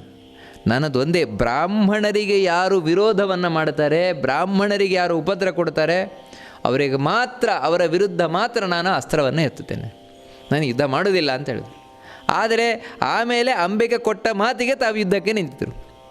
ಈಗ ತಂದೆ ಜಮದಗ್ನಿಗಳು ಬಂದು ಅದನ್ನು ಮಾತು ಹೇಳ್ತಾರೆ, ಮಾಡಬೇಡ. ಯಾಕಂದರೆ ನಾವು ಬ್ರಾಹ್ಮಣರು ಯಾವತ್ತೂ ಅಧ್ಯಯನ, ತಪಸ್ಸು ಇವುಗಳನ್ನು ಮಾಡ್ಕೊಂಡಿರ್ಬೇಕಾದದ್ದು. ನಮಗೆ ಯುದ್ಧ ಎಲ್ಲ ಹೇಳಿದ್ದಲ್ಲ ಅಂತ ಹೇಳ್ತಾನೆ. ಇಷ್ಟು ಹೇಳಿದರೂ ಕೂಡ ಹೇಳುವುದೇನಂತ ಹೇಳಿದ್ರೆ ಪರಶುರಾಮ ದೇವರು, ಪರ್ಯಾಪ್ತಮೇತದ್ ಭದ್ರಂತೆ ತವ ಕಾರ್ಮುಖಧಾರಣಂ ವಿಸರ್ಜೇತದ್ದುರ್ಧರ್ಷ ತಪಸ್ತಸ್ತ್ಯ ಸ್ವಭಾರ್ಗವ. ಹೋಗು, ಯುದ್ಧ ಮಾಡಲಿಕ್ಕೆ ಹೋಗು, ತಪಸ್ಸು ಮಾಡಲಿಕ್ಕೆ ಹೋಗು ಅಂತ ರುಚಿಕ, ಜಮದಗ್ನಿಗಳು ಮುಂತಾದವರೆಲ್ಲ ಹೇಳ್ತಾರೆ. ಈ ರೀತಿ ಈ ಕಡೆಯಿಂದ ಯಾವಾಗ ಜಮದಗ್ನಿಗಳು ಮುಂತಾದವರು ಹೇಳ್ತಾರೆ, ಆ ಕಡೆಯಿಂದ ದೇವತೆಗಳು ಎಲ್ಲರೂ ಹೋಗಿ ಭೀಷ್ಮಾಚಾರ್ಯರು ಹೇಳ್ತಾರೆ, ಬೇಡ, ಪರಶುರಾಮ ದೇವರೊಟ್ಟಿಗೆ ಯುದ್ಧಕ್ಕೆ ನಿಲ್ಲಬೇಡ. ಯಾಕಂತ ಹೇಳಿದ್ರೆ ಪರಶುರಾಮ ದೇವರನ್ನು ಏನು ಮಾಡಿದರೂ ಸೋಲಿಸ್ಲಿಕ್ಕಾಗೋಲ್ಲ, ಸಾಧ್ಯ ಇಲ್ಲ. ಅದಕ್ಕಾಗಿ ಅವರೊಟ್ಟಿಗೆ ಯುದ್ಧಕ್ಕೆ ಹೋಗಬೇಡ. ಆದರೆ ಇಲ್ಲೇನಾಗಿದೆ ಅಂತ ಹೇಳಿದರೆ, ಈ ಕಡೆಯಿಂದ ಯಾವಾಗ ಜಮದಗ್ನಿಗಳು ಹೇಳ್ತಾರೆ, ಕೂಡಲೇ ಪರಶುರಾಮ ಹೇಳ್ತಾನೆ, ಇಲ್ಲ, ನಾನು ಯುದ್ಧಕ್ಕೆ ನಿಂತ ಮೇಲೆ ಮುಗೀತು, ವಾಪಸ್ ತಗೊಳ್ಳಲ್ಲ ನಾನು. ಯಾಕಂದರೆ ಅದು ಹೇಡಿತನ ಆಗ್ತದೆ, ವಾಪಸ್ ಹೋದರೆ ಹೇಡಿತನ ಆಗ್ತದೆ, ಅದಕ್ಕೆ ಸಾಧ್ಯ ಇಲ್ಲ ಅಂತ. ಈ ಕಡೆಯಿಂದ ಭೀಷ್ಮಾಚಾರ್ಯ ಹೇಳ್ತಾರೆ, ನಾನು ಕ್ಷತ್ರಿಯನಾಗಿ ಯುದ್ಧಕ್ಕೆ ನಿಂತಿದ್ದೇನೆ ಅಂತ ಹೇಳಿದ್ರೆ ಮತ್ತೆ ವಾಪಸ್ ಬಂದಿಲ್ಲ ಅಂದರೆ ಹೇಡಿತನ ಆಗ್ತದೆ, ಸಾಧ್ಯ ಇಲ್ಲ ಅಂತ. ಈ ಕಡೆಯಿಂದ ಗಂಗೆ ಮತ್ತೆ ಬರ್ತಾಳೆ. ಗಂಗೆ ಮತ್ತೆ ಬಂದು ಹೇಳ್ತಾಳೆ, ಇಬ್ಬರು ಯುದ್ಧ ಮಾಡ್ಕೊಳ್ಬಾರ್ದು, ಇದು ತಪ್ಪಿದು, ಯುದ್ಧ ಮಾಡಬಾರ್ದು ಅಂತ. ಇಬ್ಬರು ಕೇಳಲಿಕ್ಕೆ ತಯಾರಿಲ್ವಂತೆ. ಭೀಷ್ಮೋ ವಸೂನಾಂ ಅನ್ಯತಮೋ ದಿಷ್ಟ್ಯಾ ಜೀವಸಿ ಪುತ್ರಕ ಗಾಂಗೇಯಶ್ಚಂತನೋ ಪುತ್ರೋ ವಸುರೇಶ ಮಹಾಯಶಃ ಕಥಂ ತ್ವದ್ಯ ತ್ವಯಾ ಜೇತುಂ ರಾಮಶಕ್ಯೋ ನಿವರ್ತವೈ. ಮತ್ತೆ ದೇವತೆಗಳು, ಋಷಿಕರೆಲ್ಲ ಬಂದು ಹೇಳ್ತಾರೆ, ವಸು, ಭೀಷ್ಮ ಅಂತ ಹೇಳಿದ್ರೆ ವಸು, ಆ ವಸುವನನ್ನು ಕೊಲ್ಲುವುದೇನಿದೆ ಪರಶುರಾಮ ನಿನ್ನ ಕೈಲಿಲ್ಲ. ಯಾಕಂತ ಹೇಳಿದ್ರೆ ಈ ವಸುವನ್ನು ಕೊಲ್ಲುವುದು ಯಾರು ಅಂತ ಮುಂದೆ, ಅಂದರೆ ಈ ಭೀಷ್ಮರೇನಿದ್ದಾರೆ ಇವರನ್ನು ಕೊಲ್ಲುವುದು ಯಾರು ಅಂತ ಈಗಾಗಲೇ ಬ್ರಹ್ಮದೇವರು ನಿಶ್ಚಯ ಮಾಡಿ ಆಗಿದೆ. ಯಾರು ಅಂದರೆ ಅದು ಅರ್ಜುನ. ಮುಂದೆ ಅರ್ಜುನ ಬಂದು ಇವರನ್ನು ಕೊಲ್ತಾನೆ, ಈ ಭೀಷ್ಮಾಚಾರ್ಯರನ್ನು. ಅದರಿಂದ ಪರಶುರಾಮ ಇದು ನಿನ್ನ ಕೆಲಸ ಅಲ್ಲ, ಇವಾಗ ಬೇಡ, ಇಲ್ಲಿಂದ ನೀನು ಹಿಂದೆ ತಿರುಗು ಅಂತ ಹೇಳ್ತಾನೆ. ಭೀಷ್ಮಾಚಾರ್ಯರಿಗೂ ಕೊಡ್ತಾರೆ, ನಾಹಂ ಯುಧಿ ನಿವರ್ತೇಯ ಮಿತಿ ಮೇ ವ್ರತಮಾಹಿತಂ ನ ವರ್ತೈತ ಪೂರ್ವಶ್ಚ ಕದಾಚಿತ್ ರಣಮೂರ್ಧನಿ ತತಸ್ತೆ ಮುನಯೋ ರಾಜನ್ ರುಚಿಕ ಪ್ರಮುಖಾಸ್ತತ ನಾರದೇನೇವ ಸಹಿತಾ ಸಮಾಗಮ್ಯೇದಮಬ್ರುವನ್. ಇಬ್ಬರೂ ಕೂಡ ಮತ್ತೆ ತಡೆದರು ಪರಶುರಾಮ ದೇವರನ್ನು ಹಾಗೂ ಭೀಷ್ಮರನ್ನು. ಎಲ್ಲರೂ ಕೂಡ ದೇವತೆಗಳು, ರುಚಿಕರೇ ಮೊದಲಾದವರು. ಭೀಷ್ಮಾಚಾರ್ಯರಿಲ್ಲ, ನಾನು ಕ್ಷತ್ರಿಯ, ನಾನು ಹಿಂದೆ ಹೋಗ್ಲಿಕ್ಕೆ ಸಾಧ್ಯ ಇಲ್ಲ. ಆಗ ಎಲ್ಲ ದೇವತೆಗಳು, ನಾರದರು ಬಂದು ಪರಶುರಾಮ ದೇವರಿಗೆ ಹೇಳ್ತಾರೆ, ನೋಡಿ, ನೀವು ಬ್ರಾಹ್ಮಣರು, ಯಾವತ್ತು ಬ್ರಾಹ್ಮಣರು ಯಾವ ರೀತಿ ಇರ್ತದೆ ಅಂತ ಹೇಳ್ತಾರೆ ಅಂದರೆ, ನವನೀತಂ ಹೃದಯಂ ವಿಪ್ರಾಣಾಂ ಶಾಮ್ಯ ಭಾರ್ಗವ ರಾಮ ರಾಮ ನಿವರ್ತಸ್ವ ಯುದ್ಧಾದಸ್ಮಾತ್ ದ್ವಿಜೋತ್ತಮ ಅಬದ್ಧೋ ಹಿ ತ್ವಯಾ ಭೀಷ್ಮ ತ್ವಂಚ ಭೀಷ್ಮಸ್ಯ ಭಾರ್ಗವ. ಯಾವತ್ತು ಬ್ರಾಹ್ಮಣರ ಮನಸ್ಸು ಬೆಣ್ಣೆ ಇದ್ದ ಹಾಗೆ, ಕ್ಷತ್ರಿಯರ ಮಾತು ಬೆಣ್ಣೆ ಇದ್ದ ಹಾಗಂತೆ. ನೋಡಿ, ಇದನ್ನು ಮುಂದೆ ಕೂಡ ಇನ್ನೊಂದು ಕಥೆಯಲ್ಲೂ ಕೂಡ ಬರ್ತದೆ. ಕ್ಷತ್ರಿಯರ ಮಾತು ಬೆಣ್ಣೆ ಇದ್ದಾಗಂತೆ, ಮನಸ್ಸು ಕತ್ತಿ ಇದ್ದಾಗಂತೆ. ಬ್ರಾಹ್ಮಣರ ಮಾತು ಕತ್ತಿ ಇದ್ದಾಗಂತೆ. ಹಾಗಂದರೆ ಬ್ರಾಹ್ಮಣರಿಗೆ ಯಾವತ್ತೂ ಕೂಡ ಬಹಳ ನಯ ವಿನಯದಿಂದ ಮಾತಾಡಲಿಕ್ಕೆ ಬರೋದು, ಸ್ವಲ್ಪ ಕಟುವಾಗೇ ಇರ್ತದೆ. ಆದರೆ ಮನಸ್ಸು ಒಳ್ಳೆಯದು ಬ್ರಾಹ್ಮಣರದ್ದು. ಅದಕ್ಕೆ ಎಷ್ಟಂದರೂ ಕೂಡ ಕೊಲೆ ಸುಲಿಗೆ ಇಂಥದಕ್ಕೆಲ್ಲ ಹೋಗ್ಲಿಕ್ಕೆ ಇಷ್ಟವೇ ಪಡೋಲ್ಲ, ಯಾಕಂದರೆ ಆಗೋಲ್ಲ. ಅದು ಎಷ್ಟಾದರೂ ಬ್ರಾಹ್ಮಣರಿಗೆ ಆಗದೇ ಇರುವಂಥ ಕೆಲಸ. ಅದಕ್ಕೆ ಹೇಳ್ತಾರೆ, ನೋಡಿ ನೀವು ಬ್ರಾಹ್ಮಣರನ್ನ ಮನಸ್ಸು ಬೆಣ್ಣೆ ಇದ್ದಾಗ ಅದಕ್ಕೆ ನೀನೇ ಹಿಂದೆ ಬಾ ಅಂತ ಪರಶುರಾಮ ದೇವರ ಹತ್ರ ಎಲ್ಲರೂ ಹೇಳಿದಾಗ ಪರಶುರಾಮ ದೇವರಾಯಿತು, ನಾನು ಯುದ್ಧವನ್ನು ಇಲ್ಲಿಗೆ ನಿಲ್ಲಿಸ್ತೇನೆ ಅಂತ ಹೇಳಿದ್ದಾರೆ. ಯಾವಾಗ ಈ ಕಡೆಯಿಂದ ಯುದ್ಧವನ್ನು ನಿಲ್ಲಿಸಿದರೂ ಆ ಕಡೆಯಿಂದ ಭೀಷ್ಮಾಚಾರ್ಯರು ಕೂಡ ಇಲ್ಲ, ನಾನು ಯುದ್ಧ ಮಾಡೋದಿಲ್ಲ, ನಾನು ಯುದ್ಧವನ್ನು ನಿಲ್ಲಿಸ್ತೇನೆ ಅಂತ ಹೇಳ್ತಾರೆ. ಈ ರೀತಿ ಇಬ್ಬರೂ ಕೂಡ ಯುದ್ಧವನ್ನು ನಿಲ್ಲಿಸಿದರು. ಕೂಡಲೇ ಭೀಷ್ಮಾಚಾರ್ಯರು ಬಂದು ಪರಶುರಾಮ ದೇವರಿಗೆ ಸಾಷ್ಟಾಂಗ ನಮಸ್ಕಾರವನ್ನು ಮಾಡಿದರು. ದೃಷ್ಟ್ವಾ ನಿವರ್ತಿತಂ ರಾಮಂ ಸುಹೃದ್ವಾಕ್ಯೇನ ತೇನ ವೈ ಲೋಕಾನಾಂತ ಹಿತಂ ಕುರ್ವನ್ ಅಹಮಪ್ಯಾದದೇವಚಃ. ಕೂಡಲೇ ಪರಶುರಾಮ ದೇವರು ನಮಸ್ಕಾರ ಮಾಡಿದ್ರಂತೆ. ಪರಶುರಾಮ ದೇವರಿಗೆ ಬಹಳ ಸಂತೋಷ ಆಯಿತಂದನು. ಸಂತೋಷದಿಂದ ಹೇಳ್ತಾರೆ, ತಥೋಹಂ ರಾಮಮಾಸಾದ್ಯ ಭವಂದೇ ಭೃಷವೀಕ್ಷತಃ ರಾಮಶ್ಚಾಪ್ಯುತ್ಮಯನ್ ಪ್ರೇಮ್ಣ ಮಾಮವಾಚ ಮಹಾತಪಃ. ಬಹಳ ಸಂತೋಷದಿಂದ ಪರಶುರಾಮ ದೇವರು ಹೇಳಿದ್ರಂತೆ, ನಿನಗೆ ವಿದ್ಯೆ ಹೇಳಿಕೊಟ್ಟು ಸಾರ್ಥಕ ಆಯಿತು. ಯಾಕಂತ ಹೇಳಿದ್ರೆ ಇವತ್ತು ನಿನ್ನ ಪರೀಕ್ಷೆ ನಿಜವಾಗ್ಲೂ ನಡೆದದ್ದು, ಏನು ನನ್ನ ಹತ್ರ ಕಲ್ತಿದೆಯಾ ಅಂತ ಇವತ್ತು ನಾನು ಕಂಡಿದ್ದೇನೆ ಅಂತ ಹೇಳಿ, ತ್ವತ್ಸಮೋ ನಾಸ್ತಿ ಲೋಕೇಸ್ಮಿನ್ ಕ್ಷತ್ರಿಯ ಪೃಥ್ವೀಚರ, ನಿನಗೆ ಸರಿಸಾಟಿಯಾದ ಇನ್ನೊಬ್ಬ ಕ್ಷತ್ರಿಯ ಭೂಮಿಯಲ್ಲಿಲ್ಲ ನಿಜವಾಗಲೂ. ಗಮ್ಯತಾಂ ಭೀಷ್ಮ ಯುದ್ಧೇಸ್ಮಿನ್ ಸ್ತೋಷಿತೋಹಂ ಭೃಶಂ ತ್ವಯ. ಹೋಗು, ತುಂಬ ಸಂತೋಷ ಆಗಿದೆ, ನನ್ನ ಶಿಷ್ಯನನ್ನೊಟ್ಟಿಗೆ ಯುದ್ಧ ಮಾಡಿದ ಅಂತ ಬೇಜಾರಲ್ಲ, ಖುಷಿಯಾಗಿದೆ ನನಗೆ. ಯಾಕಂತ ಹೇಳಿದ್ರೆ ನಾನು ಏನು ಕಲಿಸಿದ್ದೇನೆ ಆ ಎಲ್ಲ ವಿದ್ಯೆಯನ್ನು ಪ್ರದರ್ಶನ ಮಾಡಿದೆ, ಅದರಿಂದಾಗಿ ನಾನು ಬಹಳ ಸಂತುಷ್ಟನಾಗಿದ್ದೇನೆ, ಬಹಳ ಸಂತೋಷ ಆಗಿದೆ. ಅದಕ್ಕೆ ಒಂದು ಮಾತೇ ಇದೆ, ಏನು ಅಂದರೆ ಶಿಷ್ಯಾದಿಚ್ಛೇತ್ ಪರಾಜಯಂ ಅಂತ. ನಿಜವಾಗಲೂ ಕೂಡ ನಿಜವಾದ ಗುರುವಾಗಿದ್ದರೆ ಅವನೇನು ಇಚ್ಛಿಸ್ತಾನೆ ಅಂದರೆ ಶಿಷ್ಯನಿಂದ ಪರಾಜಯವನ್ನು. ಯಾವಾಗ ಶಿಷ್ಯನ ಮುಂದೆ ಗುರು ಸೋತಾಗ ಸಂತೋಷ ಆಗ್ತದಂತೆ, ವಾ ಶಿಷ್ಯ ನನ್ನನ್ನು ಮೀರಿಸುವವನಾಗಿದ್ದಾನೆ ಅಂತ ಹೇಳಿದ್ರೆ ನನ್ನ ವಿದ್ಯೆ ಫಲ ಕೊಟ್ಟಿದೆ ಅಂತ. ಅದು ಮುಖ್ಯವಾಗಿ ಇಚ್ಛಿಸಬೇಕಾದದ್ದು ಅಂತ. ಪರಶುರಾಮ ದೇವರಿಗೆ ಬಹಳ ಸಂತೋಷ ಆಯ್ತಂತೆ. ಸಂತೋಷದಿಂದ ಭೀಷ್ಮರನ್ನು ಕಳಿಸಿಕೊಟ್ರಂತೆ. ಇಷ್ಟೂ ಕತೆ ಹೇಳಿದ್ದು ಭೀಷ್ಮಾಚಾರ್ಯರು. ಸ್ವಾರಸ್ಯ ಏನಂದರೆ, ನಾವು ಈ ಕತೆ ಆದಿಪರ್ವದಲ್ಲಿ ಬರ್ತದೆ, ಮಹಾಭಾರತದ ಆದಿಪರ್ವದಲ್ಲಿ, ಅಲ್ಲಿ ಸಂಕ್ಷೇಪವಾಗಿ ಬರ್ತದೆ. ಆದರೆ ಇದೇ ಕತೆ ವಿಸ್ತಾರವಾಗಿ ನಮಗೆ ಸಿಗುವುದೆಲ್ಲಿ ಅಂದರೆ ಉದ್ಯೋಗ ಪರ್ವದಲ್ಲಿ. ಉದ್ಯೋಗ ಪರ್ವದಲ್ಲಿ ಈ ಕಥೆಯನ್ನು ಭೀಷ್ಮಾಚಾರ್ಯರೇ ತಾವು ದುರ್ಯೋಧನನಿಗೆ ಹೇಳುವ ಕಥೆ ಇದು. ಇದು ಅಂಬೋಪಾಖ್ಯಾನ ಪರ್ವ ಅಂತಲೇ ಇದೆ ಒಂದು. ಆ ಉದ್ಯೋಗ ಪರ್ವದಲ್ಲಿ ಅಂಬೆಯ ಕಥೆಯನ್ನು 25 ಅಧ್ಯಾಯದಲ್ಲಿ ಬರ್ತದೆ. 25 ಅಧ್ಯಾಯ ಇದೆ, ಅಂಬೆಯ ಕಥೆಯೇ ಬರ್ತದೆ. ಭೀಷ್ಮಾಚಾರ್ಯರು ಹೇಳೋದು, ನಾನು ಈ ಶಿಖಂಡಿಯೊಟ್ಟಿಗೆ ಯುದ್ಧ ಮಾಡೋದಿಲ್ಲ, ದುರ್ಯೋಧನನೊಟ್ಟಿಗೆ. ಯಾಕೆ ಯುದ್ಧ ಮಾಡೋಲ್ಲ ನೀವು ಅಂತ ಹೇಳಿದಾಗ ಶಿಖಂಡಿಯ ಹಿಂದಿನ ರಹಸ್ಯವನ್ನು ಹೇಳ್ಕೊಂಡು ಬರೋದು ಅವರು. ಆ ಶಿಖಂಡಿ ಅಂತ ಹೇಳಿದ್ರೆ ಅವಳೊಬ್ಬ ಗಂಡಸಲ್ಲ, ಹೆಣ್ಣು. ಯಾರವಳು? ಈ ರೀತಿ ಹೇಳ್ಕೊಂಬಂದದ್ದು. ಈ ರೀತಿ ಹೇಳ್ತಾರೆ. ಪರಶುರಾಮ ದೇವರ ಮುಂದೆ ನಾನೇ ಯುದ್ಧಕ್ಕೆ ನಿಂತೆ, ಈ ರೀತಿ ಆಯಿತು. ಪರಶುರಾಮ ದೇವರು ನನಗೆ ಆಶೀರ್ವಾದವನ್ನು ಮಾಡಿದರು. ನಂತರ ಪರಶುರಾಮ ದೇವರು ಅಂಬೆ ಎತ್ತ ಬಂದು ಹೇಳಿದ್ರಂತೆ, ನೀನೇ ನೋಡಿದ್ಯಲ್ವ ಈ ಭೀಷ್ಮರ ಪರಾಕ್ರಮವನ್ನು ಹೇಗೆ ಅಂತ ನೀನೇ ನೋಡಿದ್ಯಲ್ವ, ನನಗೇನು ಮಾಡಲಿಕ್ಕಾಗೋಲ್ಲ, ಹೋಗು ನೀನು, ಯಥೇಷ್ಟವಾಗಿ ಹೋಗು ಅಂತ. ಅಂಬೆ ಒಪ್ಪಿಕೊಂಡ್ಲು, ಹೌದು ನೀವು ಹೇಳಿ ಸರಿ ಅಂಥೇಳಿ ಸೀದಾ ಅಲ್ಲಿಂದ ಹೊರಟ್ಲಂತೆ. ಇಲ್ಲಿ ನಮಗೆ ಕಾಡುವುದೇನಂತ ಹೇಳಿದ್ರೆ, ಪರಶುರಾಮ ದೇವರಾಗಿ ಅಂಬೆಯ ಮಾತನ್ನು ನಡೆಸ್ಕೊಡ್ಲಿಲ್ವಲ್ಲ ಯಾವತ್ತಿಗೆ. ಯಾಕಂದರೆ ದೇವರು ಒಂದು ಮಾತು ಕೊಟ್ಟ ಅಂದರೆ ಮುಗೀತು, ಸತ್ಯವಾಗಿ ಸತ್ಯ ಸಂಕಲ್ಪ.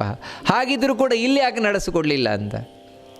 ಹೌದು, ನಾನು ಭೀಷ್ಮರೊಟ್ಟಿಗೆ ನಿನ್ನನ್ನು ಒಟ್ಟು ಮಾಡ್ತೇನೆ ಅಂತ ಹೇಳಿದರು, ಭೀಷ್ಮರೊಟ್ಟಿಗೆ ಮದುವೆ ಮಾಡ್ತೇನೆ ನಿನ್ನನ್ನು ಅಂತ. ಇದೇ ಜನ್ಮದಲ್ಲಿ ಅಂತ ಹೇಳಿಲ್ಲ.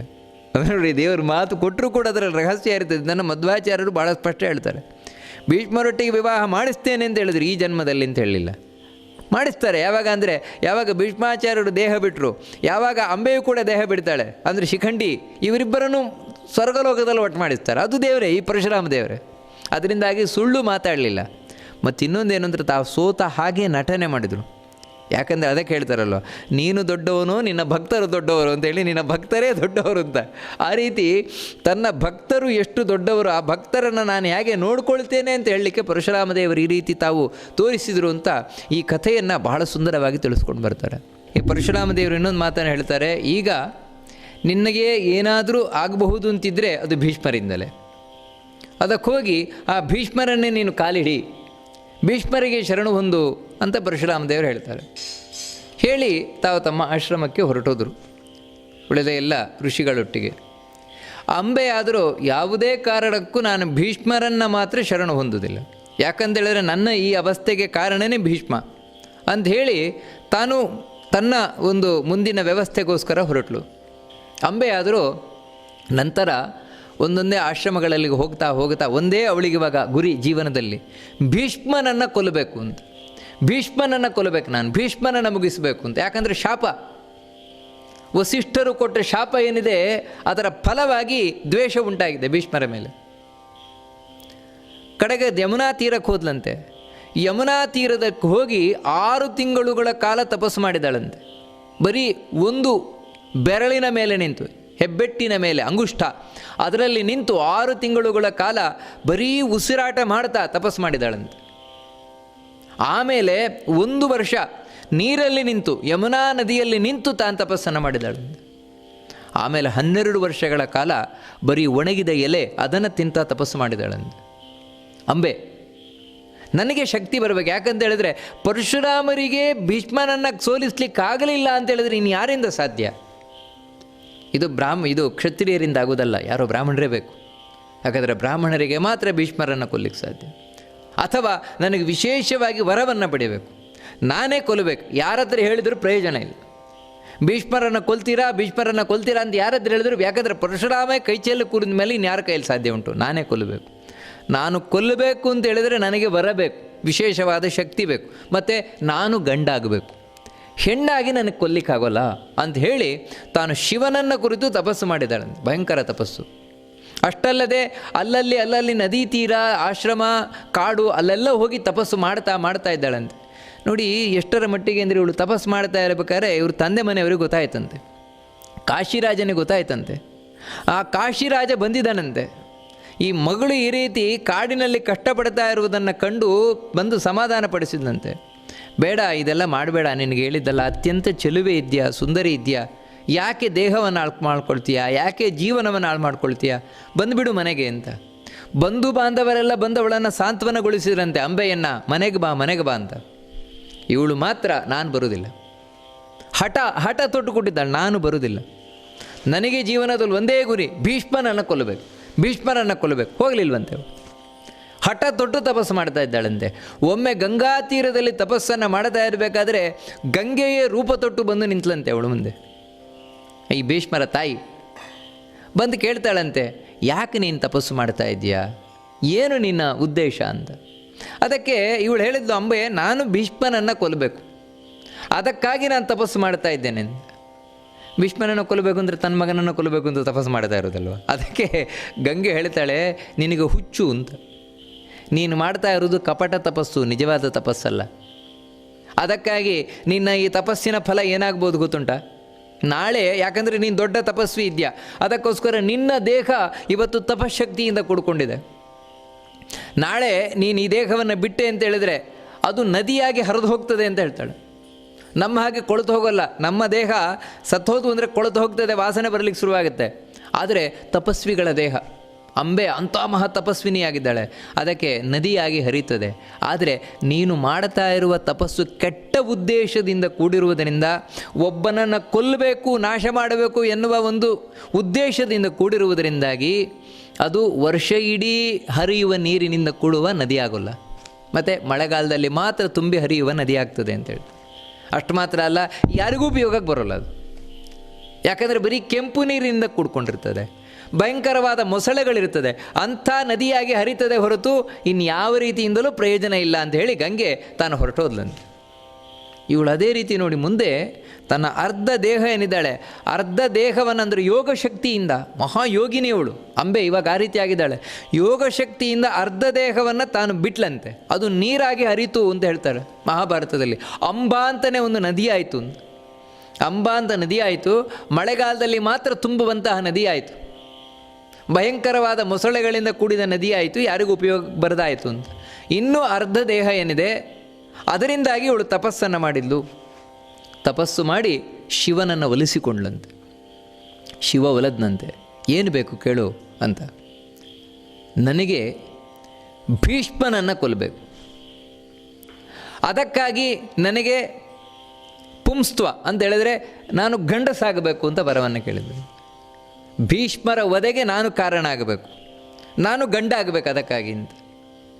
ತಥಾಸ್ತು ಅಂತ ಹೇಳಿದ್ರು ಶಿವ. ಆಯಿತು, ಆ ಭೀಷ್ಮನ ವಧೆಗೆ ನೀನೇ ಕಾರಣ ಆಗ್ತೀಯ, ಅಷ್ಟು ಮಾತ್ರ ಅಲ್ಲ ನೀನು ಗಂಡಸಾಗ್ತೀಯ ಅಂತ ವರವನ್ನು ಕೊಟ್ಟು. ಅಷ್ಟು ಮಾತ್ರ ಅಲ್ಲ, ಒಂದು ಮಾಲೆಯನ್ನು ಸಮೇತ ಕೊಟ್ಟ. ನೋಡು, ಈ ಮಾಲೆ ಏನಿದೆ, ಈ ಮಾಲೆಯನ್ನು ಯಾರು ಕೊರಳಿಗೆ ಹಾಕ್ಕೊಳ್ತಾರೆ ಅವನು ಭೀಷ್ಮನನ್ನು ಕೊಲ್ತಾರೆ.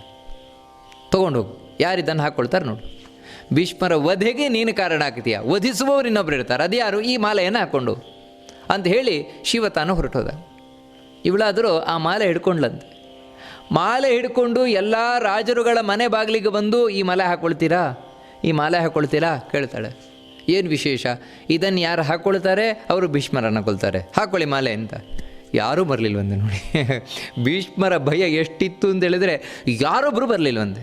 ನಮಗೆ ಬೇಡ, ಭೀಷ್ಮರ ಸಹವಾಸಕ್ಕೆ ನಾವು ಹೋಗಲ್ಲ, ಭೀಷ್ಮರ ಸಹವಾಸಕ್ಕೆ ನಾವು ಹೋಗಲ್ಲ ಅಂತ ಯಾರೂ ಬರಲಿಲ್ವಂತೆ. ಪಾಪ ಕೈಯಲ್ಲಿ ಮಾಲೆ ಹಿಡ್ಕೊಂಡು ರಾಜ್ಯ ಸುತ್ತಿದರೂ ಕೂಡ ಯಾವ ರಾಜರು ಇವರಿಗೆ ಸಹಾಯಕ್ಕೆ ಬರಲಿಲ್ಲ, ಅಂಬೆಯ ಸಹಾಯಕ್ಕೆ.